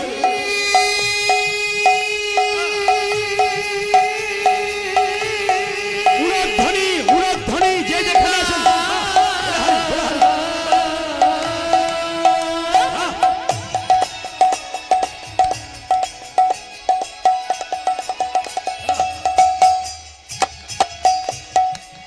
এই মধু মাখা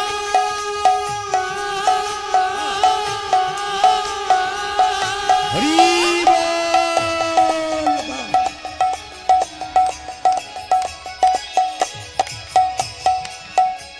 এই সুধা মাখা এই হরি নাম, নাম নাম, উড়ধ্বনি মায়েরা, উড়ধ্বনি।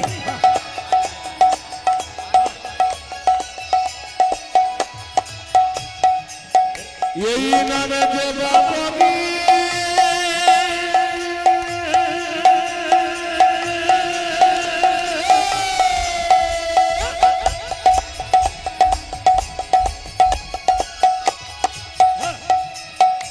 তার খুদা কৃষ্ণা যাবে মায়েরা উড়ধ্বনি দিন, সবাই জোরে জোরে উড়ধ্বনি দিন। রাধা মাধবের কৃপা হোক আপনাদের।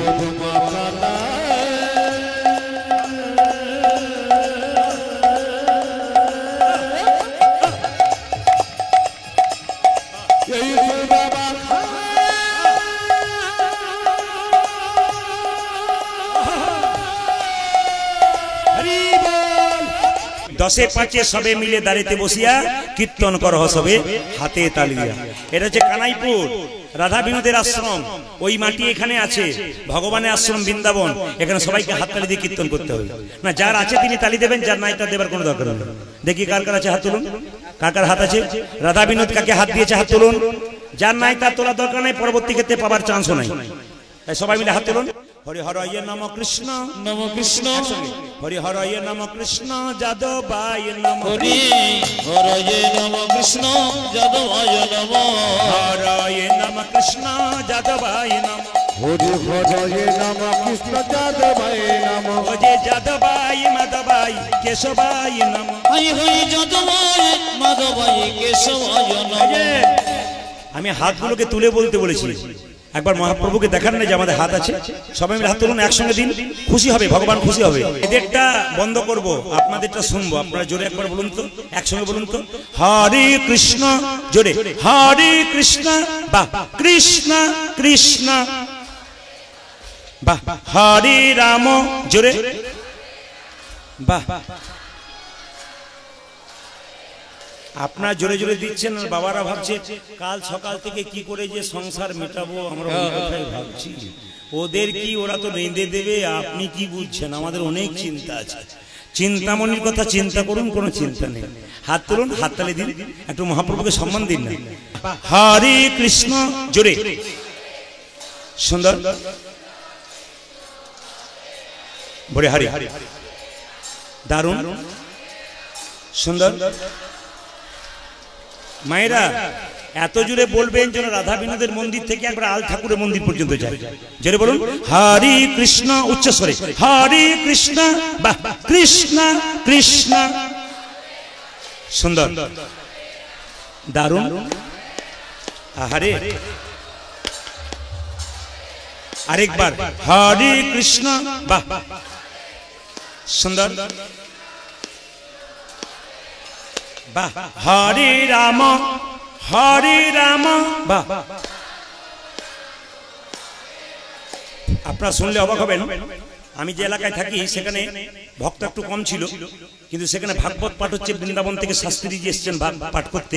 তো আমাকে আমার বন্ধু করাচ্ছে, বন্ধুগণ, তো তারা আমাকে বললো দেখো কিরকম ভক্ত হয়েছে। আশ্চর্যের ব্যাপার, 7টা থেকে 10টা পর্যন্ত হচ্ছে, একবার বিরাট ভক্তের ঢল নেমেছে, অবাক ব্যাপার ভাগবত শুনবার জন্য। আজকে কৃষ্ণ কথা শুনবার জন্য আপনার ঢল নামিয়েছেন। আপনার শেষবারের মতো একবার বলুন হরে কৃষ্ণ, জোরে হরে কৃষ্ণ, বাহ কৃষ্ণ কৃষ্ণ, বলুন হরে রাম, বাহ বাহ। আরেকবার হরে কৃষ্ণ, সুন্দর,